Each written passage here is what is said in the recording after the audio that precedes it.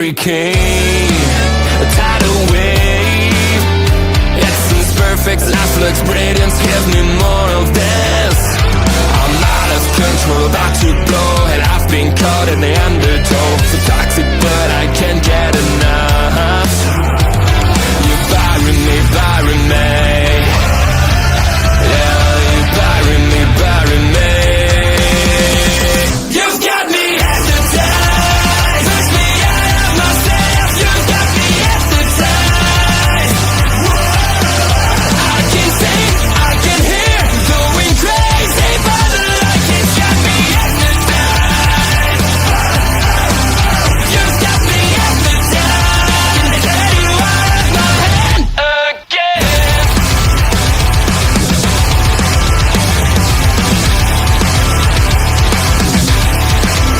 Is it wrong? Is it right? It's like I've won my final war without a fight. I'm out of control, about to blow, and I've been caught in the undertow. So toxic, but I can't get enough. You bury me, bury me. I know you bury me, bury me. You've got me hypnotized. Push me out of myself. You've got me hypnotized. I can see, I can hear, going crazy by the light. It's got me hypnotized. You've got me hypnotized. And get you out of my head. Get you out of my head again. Never gonna stop, never gonna change, never gonna do the things you say. I run my own way to get there. Fools are calling and the eyes seem to care. In the air, no more crowd, just the opposite kind of few clouds. So tell me this time is coming for the sake of all your lies. Why don't you try to be wise? Know that I need you, why?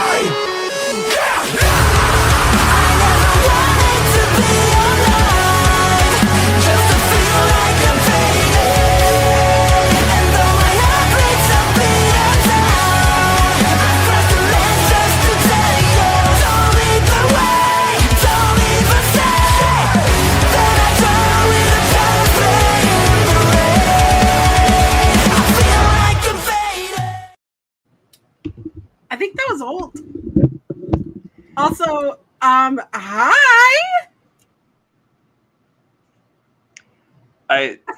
What show is this again? I don't know. I'm not quite sure. Do we have to reintroduce ourselves? I feel like that's a good thing to do regardless. I mean, I'm not as memorable as you are. oh, STG in the chat. I heard it's AEW Dark. Wait a minute. Is it Dark Inside? Dark Inside my soul? I mean, it is midnight on the East Coast. God. So I saw on the Pacific time a 4 p.m. start time. Mine started at 4 p.m. It is now 9 p.m. Well, the 0 hour did start at 7. I was trying to pay attention to that while I was watching Michigan State football, and well, fun. 4 p.m. aka Auntie getting wrecked in traffic. Today I took a half day because I had a therapy appointment, which was great. Except I cried a lot, but we here on Honor Rumble always are on board with self-care, and we're very happy that that's going on. yes. Even though we didn't, this is Honor Ramble. If you've forgotten, if we've been gone for too long, if you're joining us for the first time, it doesn't matter. That is your Auntie Collins. That's me. I'm Kyle. I forgot how to introduce myself. Hi, Bobby. How's it going? I haven't worn this shirt yet. Got it at All In. I just want you to see how cool. Okay. You know what I love about it? Kenny Omega. Yeah. Oh, got it. But I wore it just for you. Kyle, it's been a million years since we've been together. Do you think that we know how to do this? I feel like we can. I feel like we can put it together. I think we can make this work. Jose's in the chat with us too. Oh, Look at there. An my open. other Oh man. my other co-host. Okay, so I know I enjoyed an open bar at a wedding tonight, but do my eyes deceive me? No, but I do have a. I can't say what in the first 10 minutes, but I do have a see you next Tuesday lash on. Just very modest, very demure, very understated. We also have an Astrid in the chat. Hello. I have missed you so much. But yes, if you didn't know, I will keep this short. But Auntie had to take a mental health break because after All In, something happened and my brain just broke. And it was like all the floodgates of everything came in. And I want to encourage you, if you're watching this and you're on the fence of seeking help, do so. Take the time that you need. It was very painful to not be talking to people every single day, not be constantly connected or on my phone. But I'm really glad that I took the break that I did. I'm going to come back to things slowly because it got a little bit too dark for me. But I'm really glad to be back. We love you, and we're glad that you're here. Hi, Ed! We're rambling again. We got a lot of show to ramble, so We do. Yeah, and in a way, the hiatus of the show kind of worked out for me as well. yeah, we're Those who doing. know me, my entire family performed in a musical together in a community theater here in town. That's so cool. My wife and I got to play a man and wife, which was a huge stretch for us. Had to really act there. Although our daughter did get called back to be our kid in the show, but she didn't get the part. Are you serious? Oh my gosh. Oh, she got something else that was far better for her, just in terms of her skill set, what she was good at, what she likes to do. You know, it worked out tremendously, but it was an experience. And we are a theater family, we're a performing arts family. I don't think we want to do that again, though.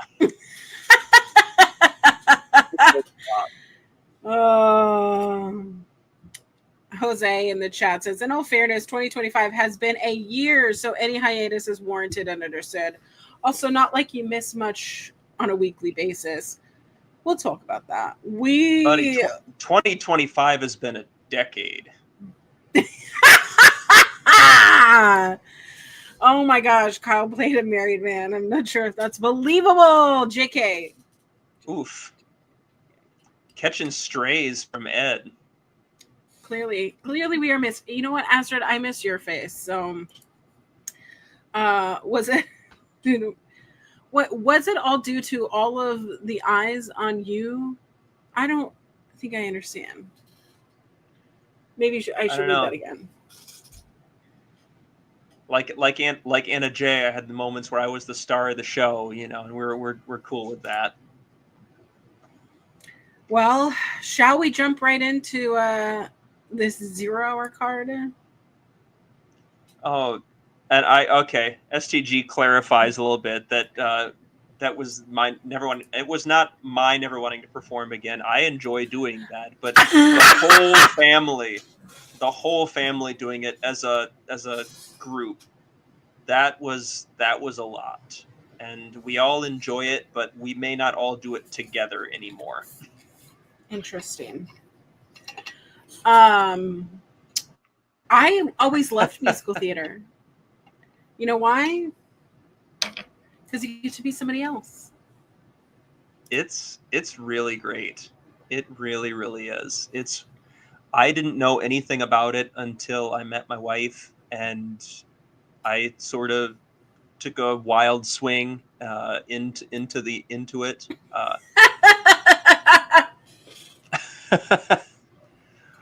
Listen, Well, Bobby, no, we Bobby. In this case, we are both exhausted, and five it is already five hours It's already of wrestling. midnight on the East Coast, and It's crazy. see, no, I was not a musical theater guy in high school, not even close. I played football and I wrestled and I did athletic stuff. I tried this once to see what it was all about because my wife was very into it, and I kind of got hooked. It's a lot of fun. It's helped me, I think, be a better presenter, in my professional life. It's helped me to be a better on-camera person here and to do these things and to be able to feel comfortable speaking and putting myself out in front of people. But it's I love that it's pretty wild. so much. Astrid says, I admire those who do theater. I don't have the memory to be able to do it. Unfortunately, that is one of the skills that I have, is that if I hear it enough, it becomes a stim, and then I just memorize everybody's parts.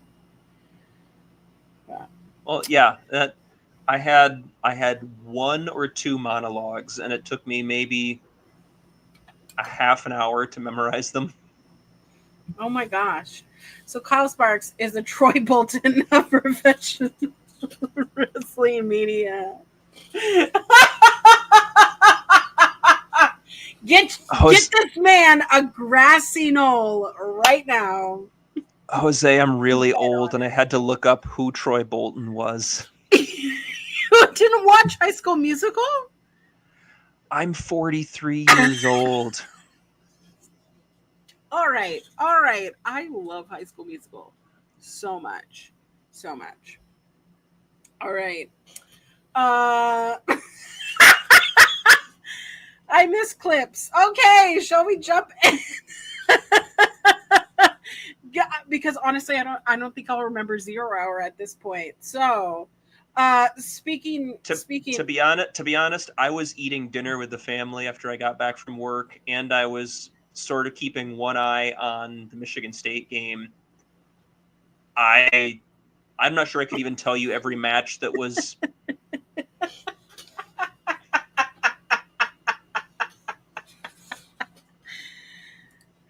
0 Hour was right. 6 hours ago. High School Musical came out in 2006. Mm-hmm. I was 24 years old at that. Or no, wait, I'm sorry. No. Yeah, I was 24 years old at that point. I was in high school. There you go. That reference now makes sense to you. Mm-hmm. Okay. I'm taking all of this into consideration. So, we started the show off with Jay Lethal versus Jordan Oliver. Are you familiar with Jordan Oliver? I am, and they clearly see big things out of Jordan Oliver. They've kind of, if I remember correctly, Jordan Oliver is a kid who they have had sort of quietly, I don't know if they've actually had him quietly under contract, and they've just kind of been waiting on the right time to pull that out. Yeah, speaking of youngins, yeah. It's been long enough that I genuinely don't remember what the circumstances are surrounding him. But yeah, they brought him in. They've given him a match with Jay Lethal. They've given him a couple of big time outings that he's come up short in. But these are not matches that you trot a guy out in because you don't have any faith in him. He's 26 years old. He's 26.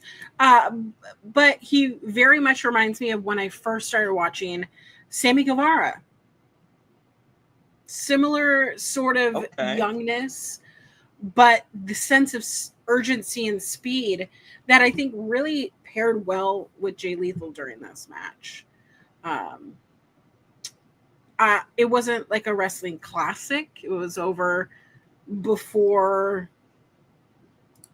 a lot of these matches. What, 7 minutes or whatever?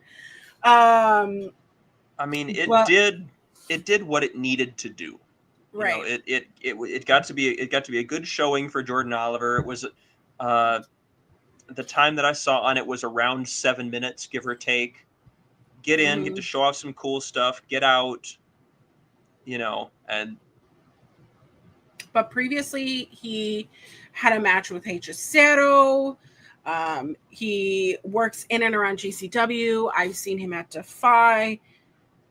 This guy really is, he's young, but he really has that it factor. So I'm hoping that his speediness doesn't cause him to get injured, because there was that point where Jay Lethal had him in like a cranked dragon screw leg that looked disgusting, but it led him into the figure 4 submission. yeah. But yeah, all in all, great start to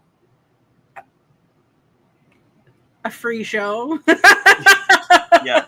As it turned out, that became a whole thing. Did you hear about this on social media? There's a hubbub about some of this. Early on in the evening, there were apparently some issues with Honor Club from specific providers. I did not have any issues with Honor Club all night long, but there were some providers who were having issues with their stream, that it was cutting out for them. It was just in rough shape. And Tony Khan makes an executive decision, and he just drops the whole thing live on YouTube. He can do that. As the show is going on. Never before have I ever seen that. I think after this media call, which on the media call, I had heard that Tony had said that there have been TV offers, but they have such a great relationship with WB, Yes. that they didn't want to compromise any of that. Which, in a man that's a billionaire who wants to make money, where we're seeing the opposite over with WWE, where they're like, yeah, Netflix wants a piece, Peacock wants a piece, ESPN wants a piece. Let's just cut this up, fry it up, get some CW over here, and let's make the most money possible. And I'm not saying that Tony doesn't want to make money because he's a billionaire. I'm sure he wants to make investors happy, but it is interesting to see him wanting to keep that partnership as intact as possible. Yes. So it's a lot to invest, but... Well, and he also mentioned that he's being very, very careful and very picky and very choosy about a possible TV deal for ROH. That he really, really wants to make sure that this is the absolute right choice in the right moment, in the right timing, and he can afford to be. You have your own platform here, and so that's fantastic. But I mean, those who know and have been burned before by the glitz and the glamour of a TV promotion, a TV network, and then getting burnt, because that's kind of the love affair that we've had with Ring of Honor, because there have been so many ups and downs and so many last chance saloons. If this doesn't work, 9th inning, then we're doomed. This doesn't feel like Ring of Honor is in that last chance saloon kind of phase. No. And I've done interviews in the past with Kerry Silken, who has said that when he was sort of took over and sort of essentially bought in on ROH after the Rob Feinstein incident, he said that he was losing money, as I recall the interview correctly, Kerry had said several times that like, yeah, they were not making a ton of money, if ever, and that was part of the reasoning behind. And if I'm getting these wrong, and they're my own interviews, I should remember these things. But they were several years ago now. Brain's getting old. That's what it is. But that was one of the driving forces behind the idea of the move to HD Net in the late 2000s. Was, hey, we're going to give you guys a whole bunch of money. We're going to put you guys on weekly TV, and and it turned into what was up. No, it wasn't quite that long ago. But gosh, STG is on your neck tonight. Jeez. But they and the HD Net era turned out to be a very, I will say, underrated period for the promotion.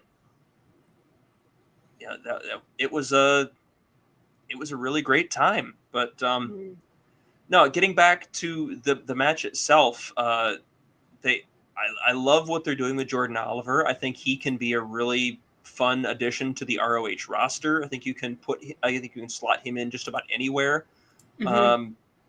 Technically, AEW has already moved to trademark the East-West connection.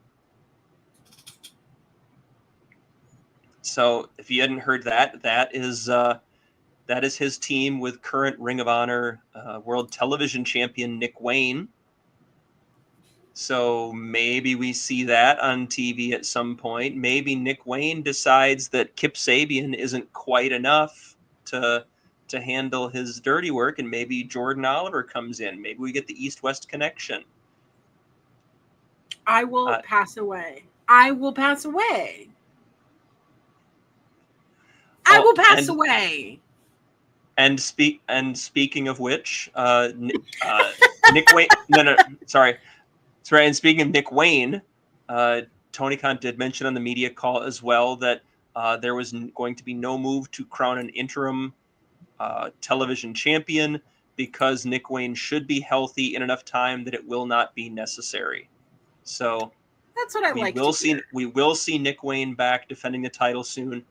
I am still pissing and moaning and being cranky about why we have not gotten Nick Wayne a shot at the IWGP Junior Heavyweight Championship, because he beat El Desperado during Best of the Super Juniors.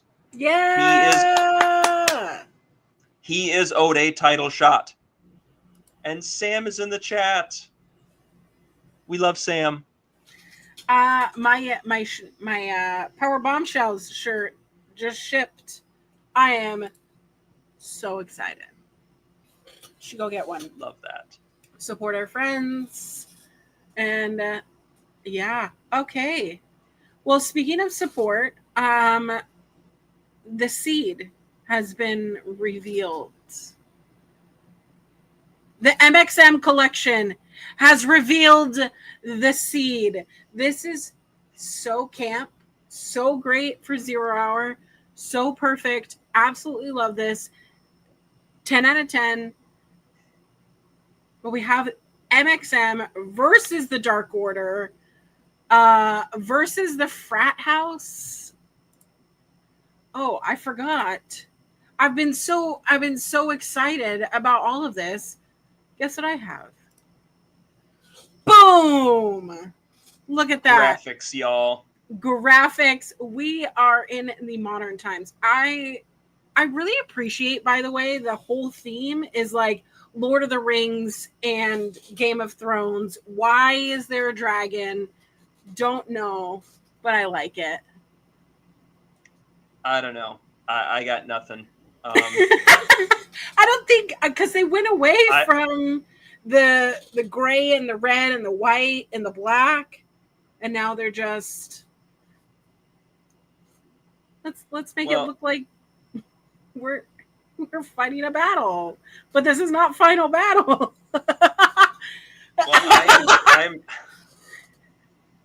I'm trying to remember which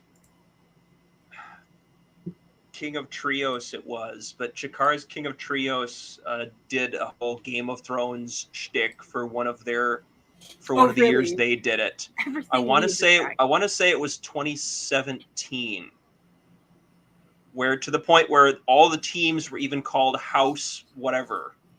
Like Really? yes, this was absolutely a thing. I want to say it was the year that Sendai Girls won it all, but I might be mistaken on that. That was right. That was also right around the time that I really started drifting away from Chikara. So, and it wound up being for the best because a couple of years later, guess who got caught up in speaking out? I don't know. We don't talk about them anymore. Exactly. But now Oh. now we have Power Pro Lucha, who I just learned today is more or less considered the spiritual successor to Chikara, still running out of the Pennsylvania area, and apparently doing really cool stuff, and apparently running a trios tournament coming up soon. Interesting. Power Pro Lucha. Power Pro Lucha. Well, So we do have this 3-way tag match, which is not Lucha. But we although do there have is a masked individual at ringside. What did you think of this match? It was the exact kind of silly fun that you would expect given all of the wildly disparate personalities involved. Mm-hmm. You've got Johnny Hungy there. You've got Johnny TV there. You've got MXM there. You've got the frat house doing their weird pop collar douche bro BS. Mm-hmm. Like, so in that sense, a lot of fun. I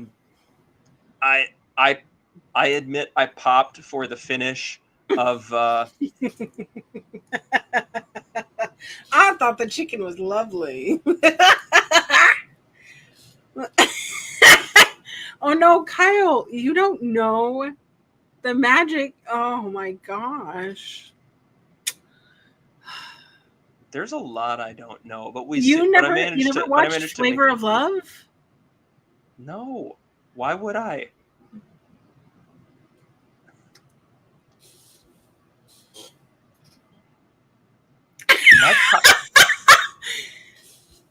My pop culture stopped somewhere in the mid to late 90s. I thought the chicken was lovely.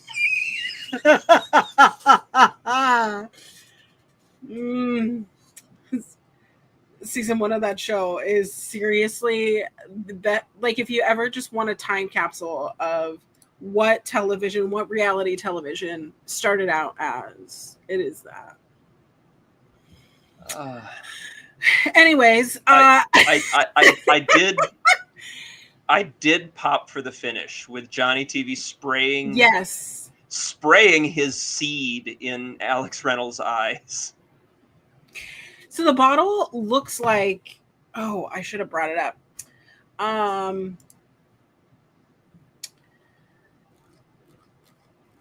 It's Britney Spears perfume.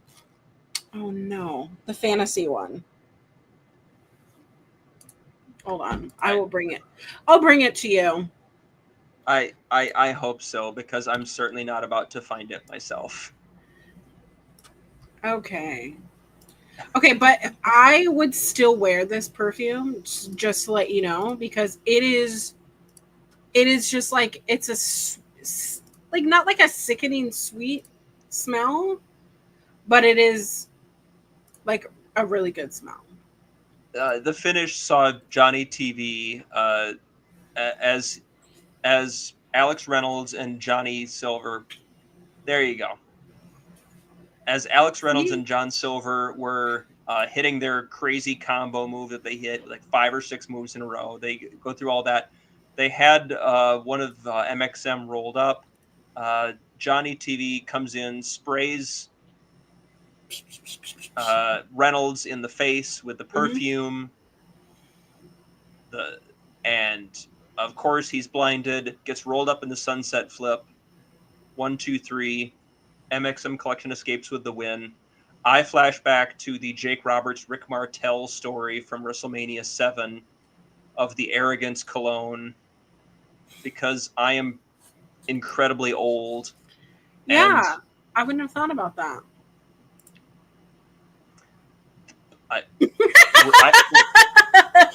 Were you born yet? Probably not.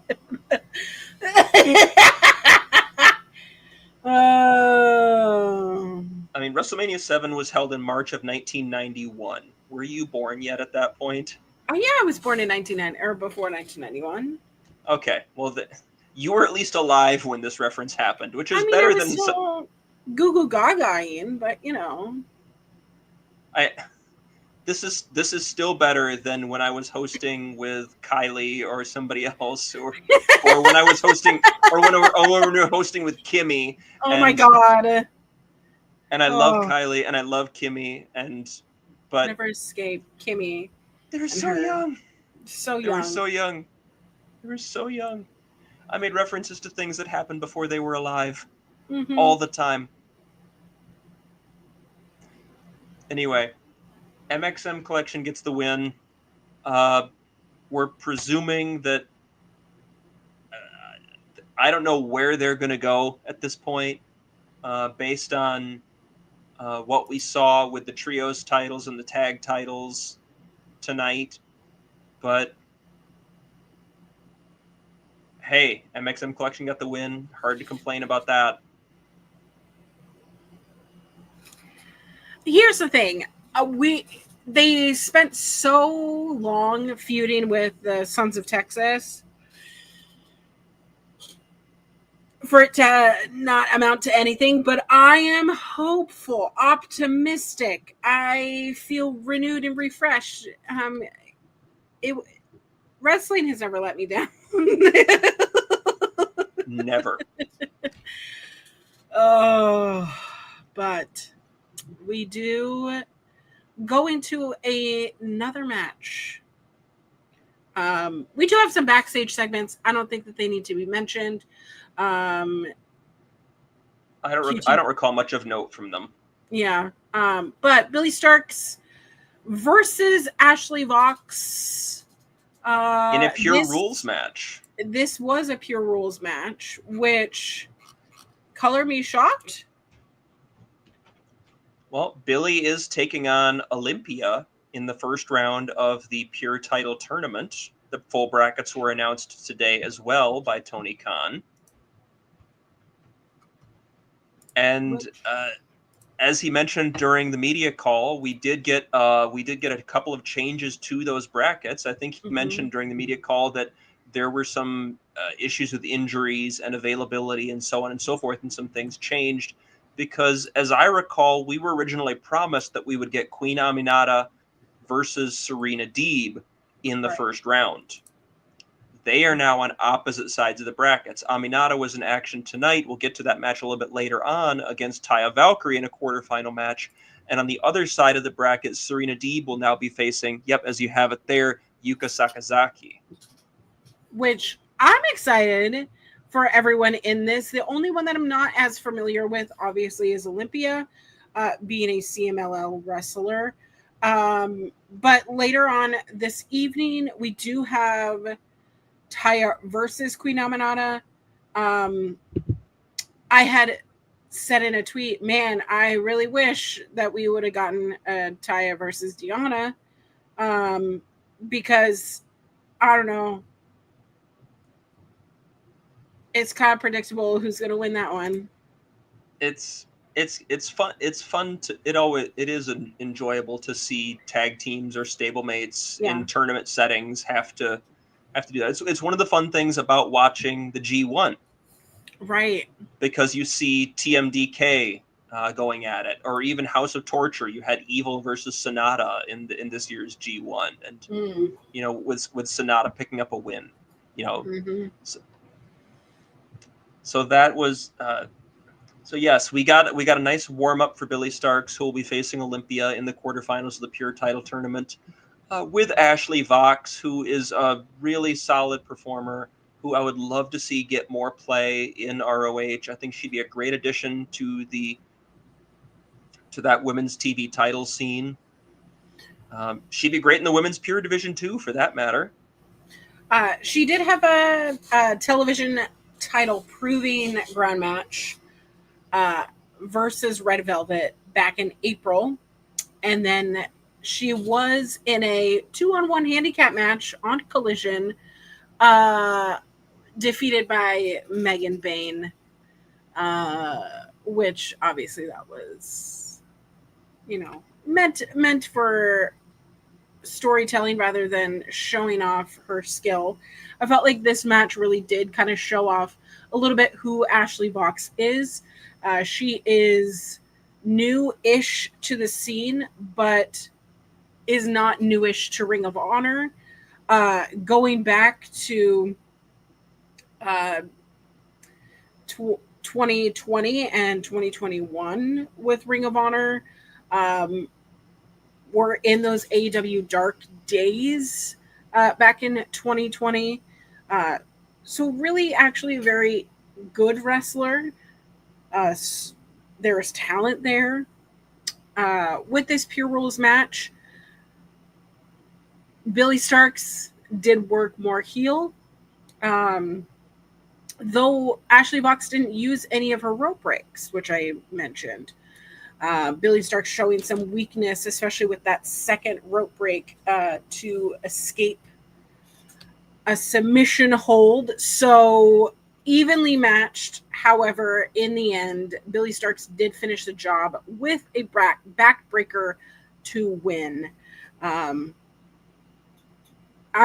think that we need to see more of Ashley Vox if we actually want her to start getting wins. Let's do it. Yep, 100%. Not much to add about this. This was a match that would not have been out of place on weekly TV. And it was perfectly fine. And it was just a little look ahead to Billy Starks getting a shot in the Pure title tournament. The presumption is that she will knock off Olympia in the first round, and then we'll probably get her and Serena Deeb in the semifinals. Agreed. Well, which should be a ton of fun. It should be a lot of fun. Definitely very excited to watch that. But we go into our last 0 hour match. We're 37 minutes into our show. We're just getting through this 0 hour. We're back, baby. Yeah. This was probably my favorite match on the 0 hour card. We have a $50,000 four-way match. Tony Khan is just giving out his money like he's giving out the Young Bucks money. He's probably saving money with the. That is established in canon now. That at least some of these matches are coming out of the Young Bucks salary. We had $100,000 match on Collision. I'm pretty sure there was it 30 or 40? I just feel like they keep getting a little bit larger or a little bit less, but we've just seen a lot of these like random amount of money for this match. But it is a four-way match. Dralistico versus AR Fox versus Angelico versus Adam Priest. Kyle, what did you think of the match? Personally, I think you raise a valid point that we've seen a ton of these recently. And here's a wild thought. Make this for a shot at the World TV title. What a concept. Yes, Angelico has not been winning a ton on ROH TV recently. Neither has AR Fox. Adam Priest at least has a bit of an upswing because of his new teaming with the Workhorsemen. And I love that unit, by the way, as an aside. I think that's a fantastic pairing, and that's been really fun to watch. Dralistico is the forgotten member of LFI, but is always super dangerous. And really, tell me you wouldn't watch any of these four against Nick Wayne, and that it wouldn't be amazing. Absolutely. I think that any match AR Fox is in, I go, I didn't know that he could do that move. I didn't even know that that move existed. What is he doing? Where is he going? There was a part where AR Fox was on 2-on-1 with Dralistico and Adam Pearce, and somehow he managed to do this weird diving thing through the rope. He like went through the ropes and then and then got up and did like a cutter. I don't understand how AR Fox does anything with his body. Yeah, it's wild. I love that he's getting the amount of play that he's getting in ROH and in AEW, and the flowers that he's getting, because he is a guy, and I've said this before, that kind of got left behind from that golden age of the indies. And he never really found himself in ROH. He never really found himself in WWE. He never really, for whatever reason, so many of his contemporaries went on to bigger and better things. And AR Fox just kind of got left behind. And so I'm thrilled to see him, get his flowers now too. Absolutely. However, he was not the one who won in this match. No. It was Dralistico went up for a big code breaker and got the pin on Angelico, which is also unfortunate because for those who know Angelico and what he is capable of, we want to see that. However, I know that he's not going to be diving through ladders anytime soon. Like no, he's not going to do the things that he used to do. However, knowing what people are capable of doing and doing so much more, interesting to see Dralistico win here. And are we ready to talk about the main card? Yeah. And as it turns out, it would not be the last we see of LFI tonight. Can we say LFI? That's what Ian Caprice kept saying is, can we say LFI on here? Are we allowed? And now 42 minutes in, let's start talking about the main show. Well, we started off with some members of the conglomeration, Hologram and Ishii versus the Premier Athletes. I'm happy. Everybody's happy. Why? Because we get the corn cob abs. There should be like a corn noise or like it's corn, a big old nine. It can't sing on here. I have no idea why this match existed at all. Same. There was nothing in storyline that I remembered really. It also went almost 13 minutes. Too long. It was long enough for me to go, hey, there was this whole section of Tony Nese and Hologram, which, by the way, in the beginning, when the Premier Athletes came out, it was the normal Hologram code, and then there was an error. What? And then the Premier Athletes came out, and I was like, oh no, are we going to see the demise of the Hologram? But I do have to mention, there was an entire section in this match, maybe a couple minutes long, where it was just Tony Nese and Hologram going back and forth. And I was like, when are we going to see Tony Nese as a single star? Getting the TV title? Because he's a fabulous wrestler. He is criminally underrated. But yes. He keeps up with all the lucha guys. Is it because he's small? No, it's not. He's got the talent. He's got to get out of this Premier Athlete shtick. Maybe he enjoys it. Maybe I should just shut up. I don't know. But It was I mean, very solid. There was a segment in here where Arya Davari tries to do strikes against Ishii, who just absorbed everything, which it doesn't take a rocket that's scientist what to he know. does. You don't slap Ishii. You could have all the abs in the world, but Ishii is going to win every time. I digress. What did you think of this match, Kyle? Yeah, this was not a match that felt like a pay-per-view opener. This was a match that felt like the main event of a weekly show. Mm-hmm. And nevertheless, here we are.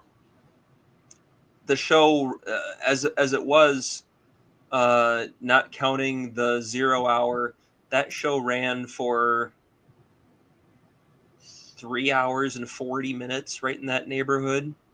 Mm-hmm. And this was almost 13 minutes that really could have not been here, and it would have been fine. I did like the conglomeration busting out the Rockerplex. That was a fun little near fall there. And again, Nice hits that had a really slick reversal off of a hammer throw that he reversed, baseball slid underneath and caught into a pump handle and hit that pump handle pile driver that he does, and just really, really smooth. And got a really nice near fall of that.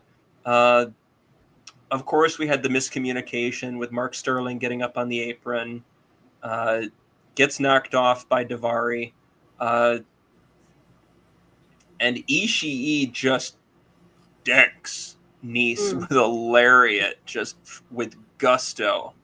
And then they hit crazy.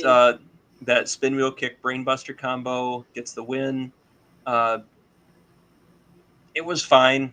It was a solid like 2.5 to 3 star. It was okay. Why is this happening though? Yeah, it is a little why is this happening? And at the end it was a little bit messy, so to speak. There was nothing on the line. There was no for number one contender, nothing. We were just here. And in the end, who we thought was going to win, the conglomeration, got the win. Ishii got Tony Nese into a spiked brainbuster, and that was it. There you go. Right person or right team won, but for what? For what? No idea. But we did get a very cute match graphic, because look at how cute and small Mr. Sterling is. Why does he look like that? I don't know. But because in the you saw the whole Western themed promo video they did for Bandito versus Hechicero. Yep. You know who was playing the sheriff in that with the long hair? No. Former ROH personality, the barrister R.D. Evans, a.k.a. Robert Evans. Oh. AKA Chikara's Archibald Peck, AKA like. So, if That's Robert really Evans good. is involved in some capacity, I need the barrister R.D. Evans to meet Smart Mark Sterling. Like, I need that to happen, and I will be the only one in the world who cares. But I need that to happen. Mm-hmm. But speaking of the right team winning, we have the world's 6-man titles that were up for grabs. I was apparently mistaken in the sense that in this case and the tag titles, the titles were actually vacated. What? Because of Dustin Rhodes' injury, the six-man titles and the tag titles were actually vacated. But out of deference to the Von Erichs and to Sammy Guevara for it not being their fault that this happened, he was going to allow them to choose a partner to try to win them back. Which, in the grand scheme of things, seems pretty fair, all things considered. That's Right? where I got a little bit confused because like the Von Erichs are 2/3 of the champions and no one beat them. So why Mhm. shouldn't they get the first shot at potentially winning them back? True. And the Von Erichs, of course, chose Sammy Guevara, their fellow son of Texas. Hmm. And they got and who was chosen for the other team but the team that we have been begging for them to do something to do with? Shane Taylor Promotions. STP. So you had Sammy Guevara and the Von Erichs versus Shane Taylor and the Infantry for the vacant ROH World Six-Man titles. It should also be mentioned that with STP is also Miss Trishadora, and we also have an Anthony Ogogo hanging out, being a bad guy, but making it look so cool. So that ringside was very crowded. It was. It definitely was. I was trying to remember if Lee Moriarty was out with them or not. I feel like he was, but I don't recall altogether. Do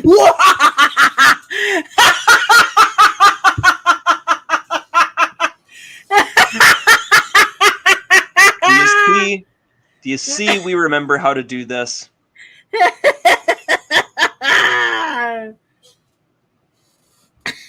We remember how to do this just fine. I don't recall.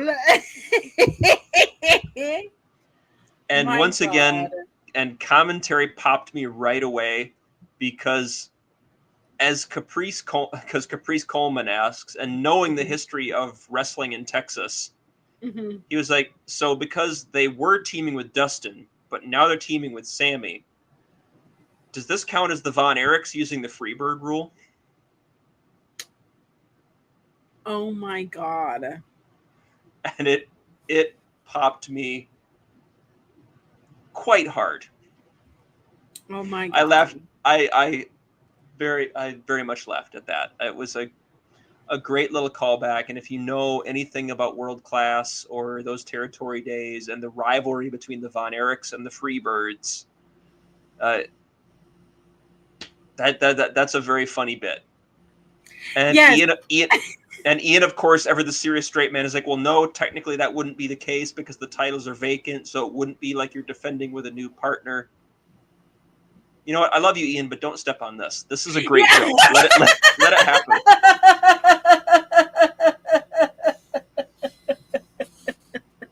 It was good. It was good. So what did you think of this match? It was a lot of fun. It was. There were a lot of points where I really didn't know where it was going to go. I was hoping for STP to pick up the victory. Mm-hmm. I'm glad they did. There were several points in the middle where I went, oh man, they're really gonna keep this going with Sammy and the Von Erichs. But no, there was some fun stuff in here. I loved they hit a. I want to say it was on Carly, but I could be wrong on this, where they hit this really nice elevated power slam. Mm-hmm. Or I think it was Ross sort of popped him up in the air and Marshall caught him and rotated him, like just a really, I just appreciate seeing really slick double team moves that I don't always see every day. And that was a fun one. Shane Taylor just being Shane Taylor and just wrecking people. Mm-hmm. Just throwing knees and headbutts and punches and just dimming people's lights. How can you not look at Shane Taylor and just see that man is legit in every way? This match was every bit of fun. It was bringing the fun back into tag teams for me. I really appreciate how white meat babyface the Von Erichs are with this ROH crowd. One of them, I didn't know who got the hot tag because I don't know. I'm not invested enough to. I think Marshall is the taller one. Yes, yeah, Marshall was the one. Okay.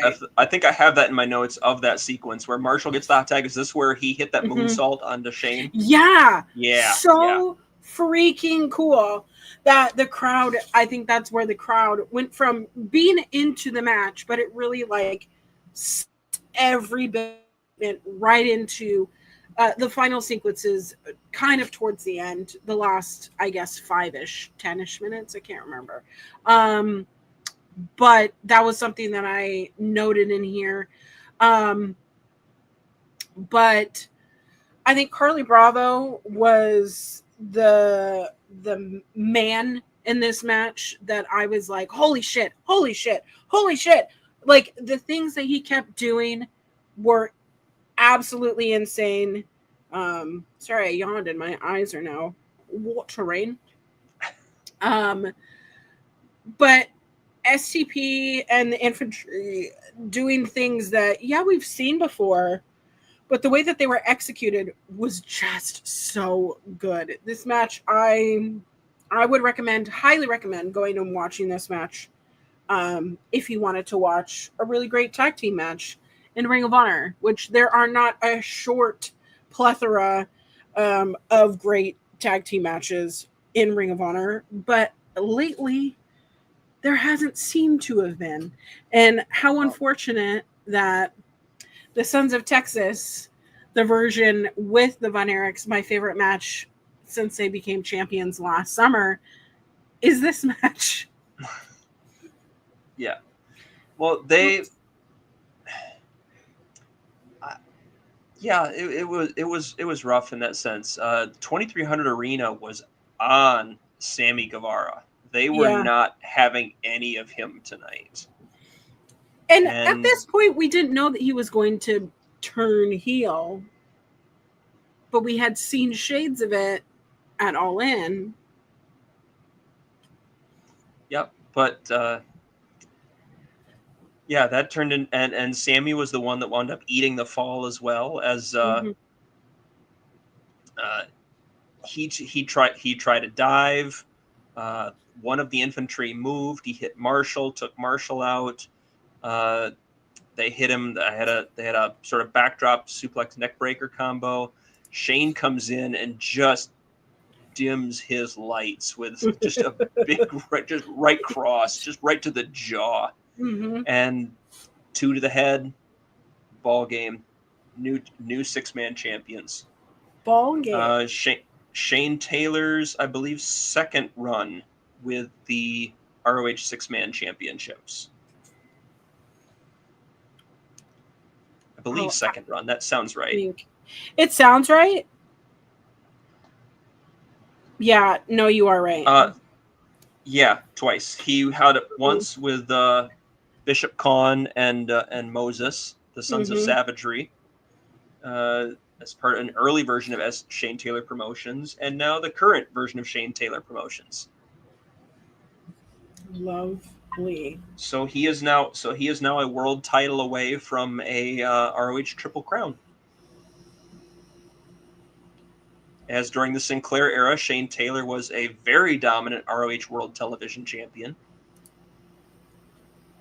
I just need him to be the ROH World Champ now. I would be okay with him beating Bandito. I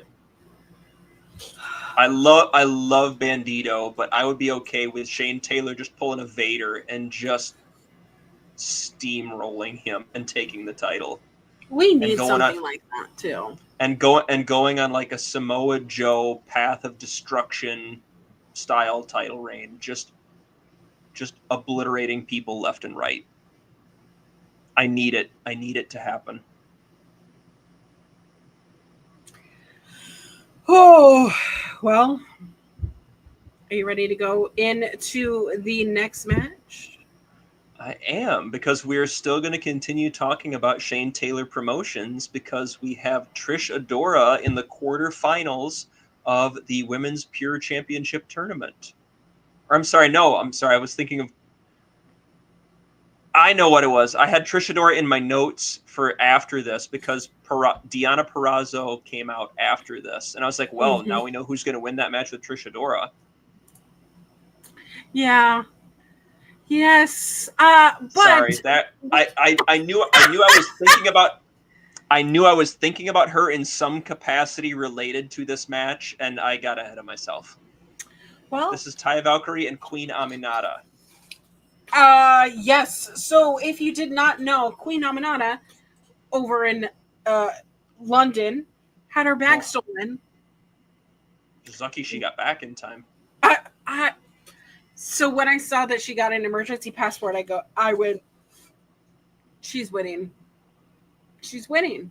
There would be no reason for her to have an emergency passport like that, so public, if it wasn't. To be fair, part of this pure tournament was basically written around her in the first place. So let's be honest, there was a little bit of plot armor from the word go here. And I say this as someone who really loves Queen Aminata and her work, but let's be real here. She wasn't losing this regardless. All right. I'm gonna go grab more water to drink. But tell us all what you thought of this match. I'm on it. I got this covered. I was very puzzled early on. They put up their graphic for the. She should have. Unfortunately, Auntie has the controls and probably should have put me at full screen before we did this. Otherwise, you're going to look at part of Auntie's room. Anyway, I had this match looking. It was looking like a 10-minute time limit. They had the graphic up with the 3 hash marks for the rope breaks on either side, and it was counting down from 10 minutes. And this was, and I went, 10 minutes? That doesn't seem right at all. Later on in the match, Ian did correct that. He did say that all tournament matches would be a 60-minute time limit. And at that point, the graphic had come down and would stay down for the remainder of the match. They futzed with the rules a little bit twice in the first minute to minute and a half of a match. Aminata got Taya in a waist lock and sort of pushed her into the ropes. And twice, Mike Posey counted them as rope breaks. So 90 seconds into the match, Taya is down 2 rope breaks already. So that was something wild. And it's not something that they've always done with the rope breaks. So that was something that was a very interesting choice that they went on there. And I wonder, did you see that in the first minute of this match, how Aminata grabbed that waist lock on Taya and sort of pushed her into the ropes, and it was called a rope break each time? It was a very Nigel McGuinness. I'm presuming, and yes, debating the rules of this is probably a fool's errand anyway, but I'm going to do it anyway because this is who I am as a person. But I wonder if because Taya sort of overhooked the top rope when she got to it, made it look like more of an active seeking of a rope break rather than incidental contact, as Ian has said in other matches, like he did in the Moriarty and Shelwell match. Like there were points where his stuff there, like they would both go into the ropes, but it was ruled incidental contact and no rope break was removed. In any event, like 90 seconds into this, Taya's down 2 rope breaks already. And yeah, I have a note in here about, of course, Aminata breaks out chocolate kisses, and it's not exactly something I could see John Walters or Nigel McGuinness doing. But hey, effective is effective. Oh, I love. And I love to see that. Shane saying this is the most important win of his 18-year career.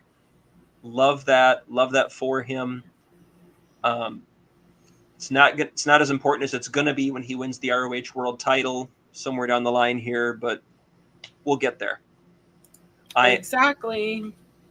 Auntie and I are with Sam in the STP agenda. We're going to make it happen. Amen. Taya sort of realizes she kind of needs to change something, gets on the outside, takes control out there. We get the leg around the ring post. We get an STF for a rope break from Aminata. Taya seems to be getting the better of things with striking, figuring that maybe Aminata is out wrestling her, but Mm-hmm. surprise, Aminata can strike too. And she just, a couple of thunderous double overhand chops from her. Just, the old sounded like a gunshot cliche. It was like, oh my goodness. Absolutely. I think what we've seen from Queen Aminata since she's come to AEW and really come into her own in Ring of Honor is she's not afraid to be powerful. And I think a lot of women wrestlers often aren't taught to be powerful. And Aminata is very thin, unassumingly strong, and yet she really took control during this match. It was like Taya was forgetting the rules of the pure rules, and Queen Aminata had her number, and that was really the end of it at the end. Well, I like that you pointed that out, because it reminds me of seeing people talk about that with Zack Sabre Jr. in New Japan, where he is not a guy who looks like he's built like the kind of hardcore striker, but he put in the work on that, and Zack can strike with the best of them now, despite being of a kind of an unassuming frame, and you get that from Aminata, where she has that really thin build, and she will just uncork one, and you'll cringe sitting and watching it. But I don't know, there was just something really special about this.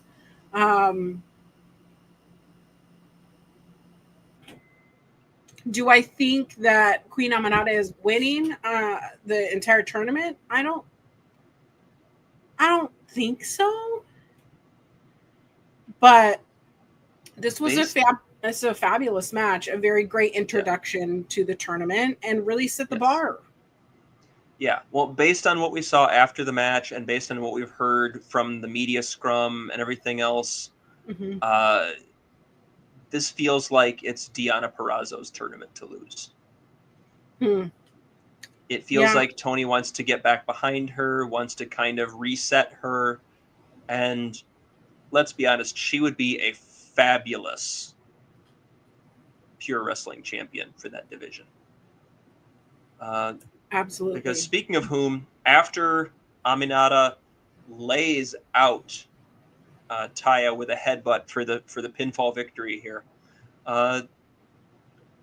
we're talking about how she will take on the winner of Deonna Purrazzo and Trish Adora, and post-match, Deonna Purrazzo herself comes out, confronts Aminata. They have a little handshake stare down. In case you had any doubt as to what was happening in the Deonna Purrazzo Trish Adora match, I think you have your answer as to who's going to win that at this point now. Yeah. I'm not sure why Trish Adora even shows up at this point.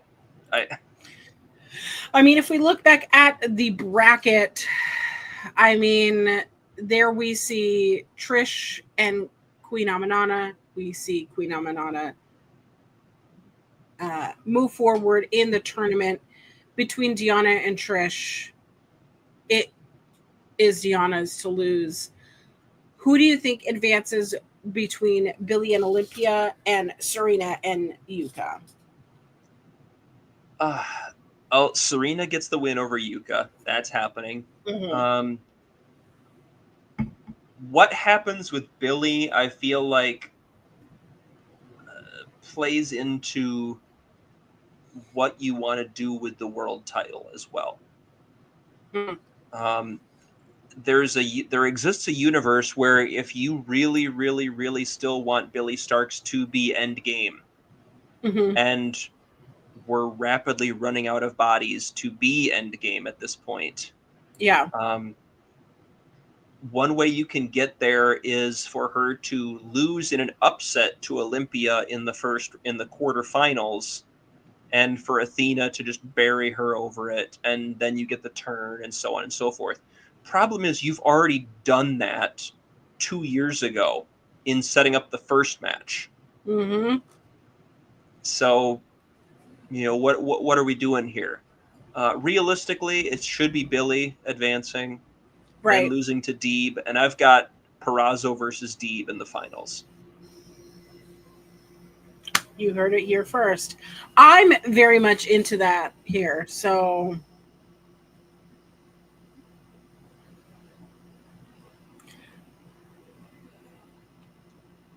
I want Deanna Purrazzo to win the whole thing. But I mean, you can come back here and give me a lot of flack if I'm wrong, because I've been wrong before. I'll be wrong again. I'm not afraid of it. I'm not ashamed of it. wow. Well, we do have the next match. Blake Christian. We did have Lexi Nair backstage outside the Sun Texas locker room. We were trying to figure out who Sammy's partner was going to be. The presumption was he was going to choose one or the other of the Von Erichs, and that either one is reportedly up for the challenge and will be happy and support whomever Sammy chooses. And with that, they kick it back to the ring. Whoever he chooses. Ay, Dios mío. Well, we do have Blake Christian and Lee Johnson, the Swirl versus the Kingdom. I'm going to tell you my biggest gripe about this match. The Kingdom losing?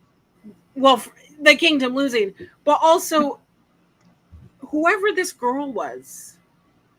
That was like the moment Matt Taven came out, she was losing her ever-living mind, screaming bloody murder every single time the Matt Taven was out. I was like, good God, I shouldn't be able to hear the sound of the thing in the back of your throat vibrating. You know what I mean? It's a little off-putting for me. Is that what the uvula sounds like? You know that sound? Well, yes. I'm not sure from a physical standpoint how to describe what's happening with it. It's that vibrato sound. I should be able to hear that clearly through my phone, because at this point I couldn't get my computer to work. So, fair enough. But what did you think of this tag match? I would love to know what is happening with the Kingdom, because they disappear for months at a time. They are way too good and way too valuable as singles and as tag guys to be left twisting in the wind. These are guys who, yes, Bennett's getting up there. Yes, Taven's even getting up there. But these are guys who can still add a ton of value to literally any division in your company. And not just as enhancement for the new young guys like Jay Lethal is unfortunately settling into.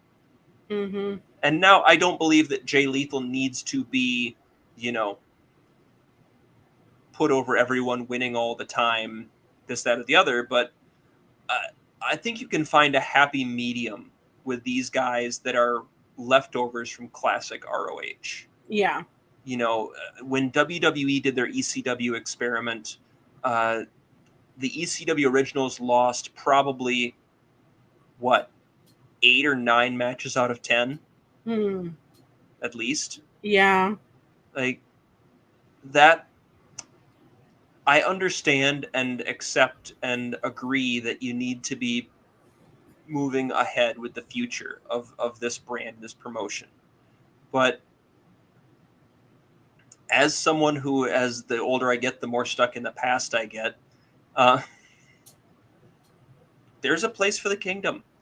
Heck, there's a place for them to be. You could argue there's a place for them to still win the tag titles. There's a place for Matt Taven to be a main event caliber guy for you. There's clearly that's what we want. Why would we not want that? I think Matt Taven got a whole lot of unfair criticism for his world title run, to be honest. I think he was Absolutely. I think he wound up with the world championship in an incredibly unenviable situation where no one was going to draw on top of the company at that point. No one. And he happened to be the guy that was holding the belt when it happened. And, in that sense, it was kind of like the WWF complaining about Bret Hart's title run in, 93, where nobody was going to do good business in 93 in the WWF. Nobody was doing good business in 93 anywhere. I don't know. I was watching Disney movies at the time. The Lion King had come out. Aladdin had come out. The WWF was in the midst of trying to transition away from Hulk Hogan, deciding that everybody in the company needed to have a second job in addition to being a wrestler. And WCW was trying to crawl out from underneath the flaming wreckage of Bill Watts. I've been told that I need to watch this era because I just want to see all the different jobs people have. Oh, there was a garbage man, there was a magician, there was a hockey player, there was a... so many. So many. I mean, I just know about the Repo Man. Yes. I've never been more afraid of the Repo Man. And I had no idea what they did. I didn't know. How is that? He just comes with a bag. He's going to steal my stuff. Doink the Clown. Hey, I will argue that Doink's original concept was a fantastic character. As like the creepy evil clown. Mm-hmm. Full marks, 10 out of 10. And Matt Bourne played it to the hilt and was tremendous at it. and then as time went on, other people went under the grease paint with it, and they turned him babyface, and they gave him a little person sidekick, and it got dumb very, very quickly. Interessante. It did allow Matt Bourne, however, speaking of the 2300 arena where we were tonight, it did allow Matt Bourne to go to ECW, where he performed the Born Again character, Bourne, like his last name, Born Again, where he would beat the crap out of people and dress them in the Doink wig and like a hastily drawn on version of the Doink makeup, because the idea was that being forced to do this had so completely shattered his mind that it just turned him into a violent psychopath. Interesting. Okay, we have strayed so far. So far. But yeah, the kingdom loses, and it makes me mad, and I'm really sad about it, because there was even a point where like Mike Bennett was showing his fucking strength, and we're just gonna have them lose. STG likes your great storytelling.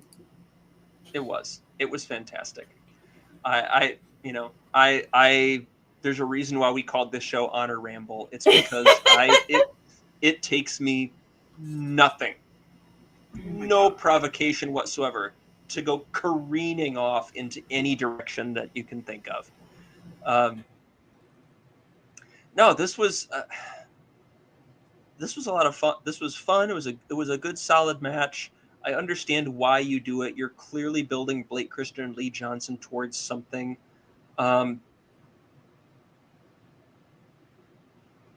Again, based on what happens a couple matches down the road, you now have all of these hot heel tag teams, and the tag title situation just got kind of dire for them. And there's no reason for the Kingdom to be losing, but okay, we just need Blake Christian and Lee Johnson to get a win. Okay. Cool. Did we need Matt Taven tapping? He didn't. It was a pinfall victory. Oh, it was a pinfall victory. I wrote that wrong. They hit that double stomp Death Valley Driver combination. That's right. Christian pinned Taven because Ian made a point to say in commentary, Blake Christian has now pinned 2 former Ring of Honor world champions. Ooh. In Jay Lethal and now Matt Taven. Ooh. Well, speaking of Jay Lethal, he was shown in the back during this match. And he is wearing a full gear shirt with center, knowing that his mind is always in New Jersey. But he just looks like a disappointed dad.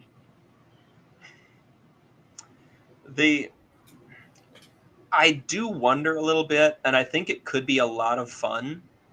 I don't know if this is where we're going, but we did this in the original ROH, where Jimmy Jacobs, Roderick Strong, and BJ Whitmer got together and formed the Decade,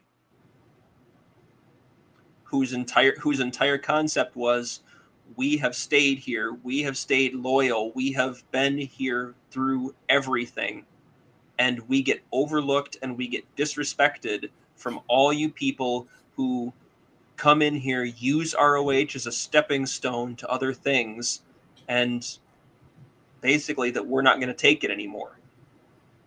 That's also notable because that was a very young pre-Hangman Adam Page's first big story in Ring of Honor.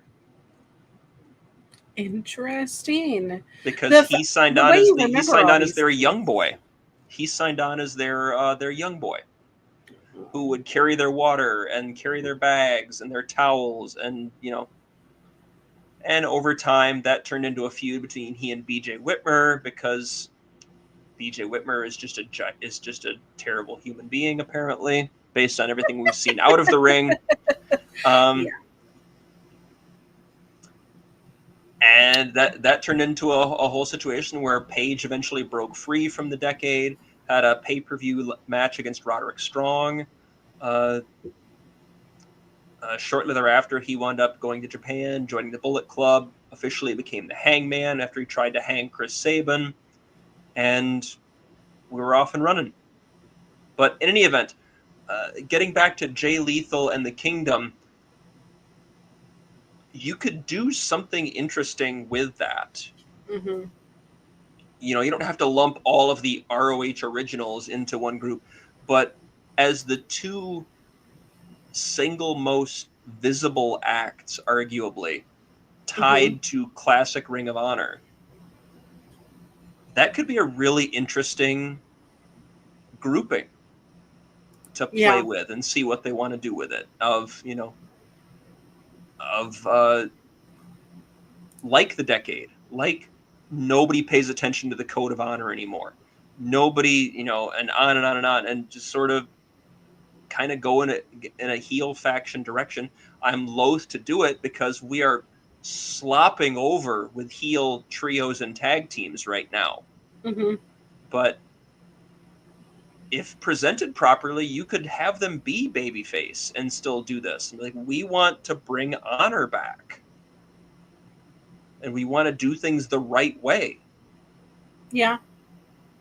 But Alas. Alas. This is what we get, I guess. I need someone who follows me to put in a good word with TK. Give us the book. We have all the ideas. Yes. And we'd work for cheap. Hey, I said something today about, like, hey, do you guys need help running your Blue Sky account for Ring of Honor? It hasn't posted in 2 months. It doesn't post anything at all. I'm available and would work cheap. Yeah, why not? Well, speaking of working cheap, it's the Ring of Honor Pure Championship match. We have Lee Moriarty versus Shelwa.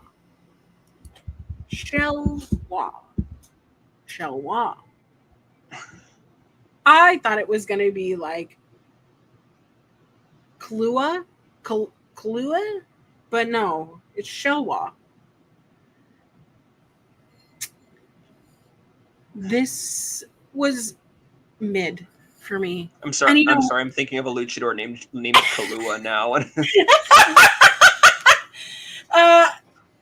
This was mid for me. I love Pure Rules matches. Obviously, it's my favorite title. But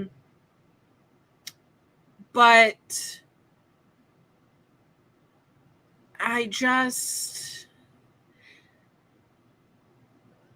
love Lee Moriarty. Don't get me wrong. I think that Lee Moriarty can do no wrong as your pure champion. There just was, like, the first 7 minutes of this match was not rememberable to me. I'm going to see how long this match was. What did you think? I had it at 16-16. I'm gonna, in a bold move here, I'm gonna go ahead and disagree. I found this really fascinating because you had I just did the first 5 minutes of this match. You had the story coming in about Shelwa going the 10 minutes with Moriarty in the Proving Ground match, right? And the first 5 to 7 minutes or so of this really continued that of Shelwa having Moriarty's number, and you could see it. Lee could not figure him out. Everything Lee did, he had a counter. They had a really fun series of pivot and turn and reversals to the point where both men had their arms tied up in knots with each other. Like, Lee could not get an advantage over this guy, and that to me was the story that sort of swerved through this match, was Lee trying to figure this guy out. And you saw the first 5 minutes or so being very chain wrestling, being very Yave style, being very, and that played right into Shelwa's strengths. And you saw it open up a little bit once Moriarty got under his skin a little bit, and you saw Shelwa get the warning for the closed fist. And Moriarty started to turn it into a striking match. And and then you saw the game of human chess, as Gordon Soley called it. Where you saw them going back and forth and trying to figure out, okay, well, Moriarty goes to the striking, and then Shelwa starts to respond in kind. But then because Moriarty's turned it into a striking match, he's got Shelwa a little bit off kilter now. And you've got Shelwa doing things like charging and missing a charge in the corner, and that opens up his arm for work. And and to me, it all built on one another really, really effectively. and it was a ton of fun because of that. And you have Moriarty going to more aerial stuff and trying to hitting the low topes. He hits a couple of them and then decides to mug for the third one and winds up getting caught and wrapped up in a cross arm breaker on the floor. And it just felt like you watched each of them sort of adapt and adjust in real time. And to me, that was a ton of fun. And I loved watching it all unfold. All right. I will go watch it again. I did highlight that the last 5 minutes of this match was really where I felt like Lee Moriarty got some fire under his ass. And it felt like he was strategizing in a way that I want to see from my champion. But I don't know. Maybe I was doing something else. Maybe I was feeding the dogs. I'm not sure. But well, and you saw him hit that face buster right next to the ropes for the third rope break.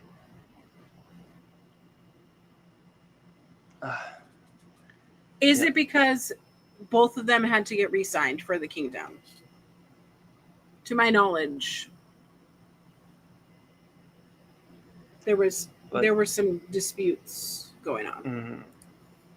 But speaking of strategy, you did see that with the third rope break. Yes. Where he dropped Showa right next to the ropes to use that third rope break, and then is able to, just like he did with Blue Panther, sort of use that rope-assisted Border City stretch for the win. It was, and I loved how he got him over there too. He locked in the standing octopus hold, and as Showa goes to struggle over towards the ropes, I'm not sure if he knew that he was out of rope breaks or not, and even if he did, you could see at least an effort to steady himself on the ropes because of Moriarty throwing off his balance with the octopus hold. Right. And right then you see him immediately shift away from that, tie him up in the Border City stretch in the ropes, yank back over the top rope. And the finish was just really, really well done. And I think that's where I really started to get into it, was like, okay, we are out of rope breaks. What are we going to do? Because, I mean, that's kind of what we saw in the Queen Aminata Taya match, is that Taya was out of rope breaks and being stretched to the limit. So we saw that kind of paralleled here, which I think was really exciting at the end, which caused Showa to force to tap out. So I'll go rewatch the match. I still think that Lee Moriarty's best opponent has been Nigel McGuinness. Well, that's a whole lot of people's best opponent was Nigel McGuinness. That's fair. But what do you think of Lee Moriarty's reign so far as the pure champion? It has surpassed all my expectations. Absolutely. I was excited for it, but it has surpassed all my expectations.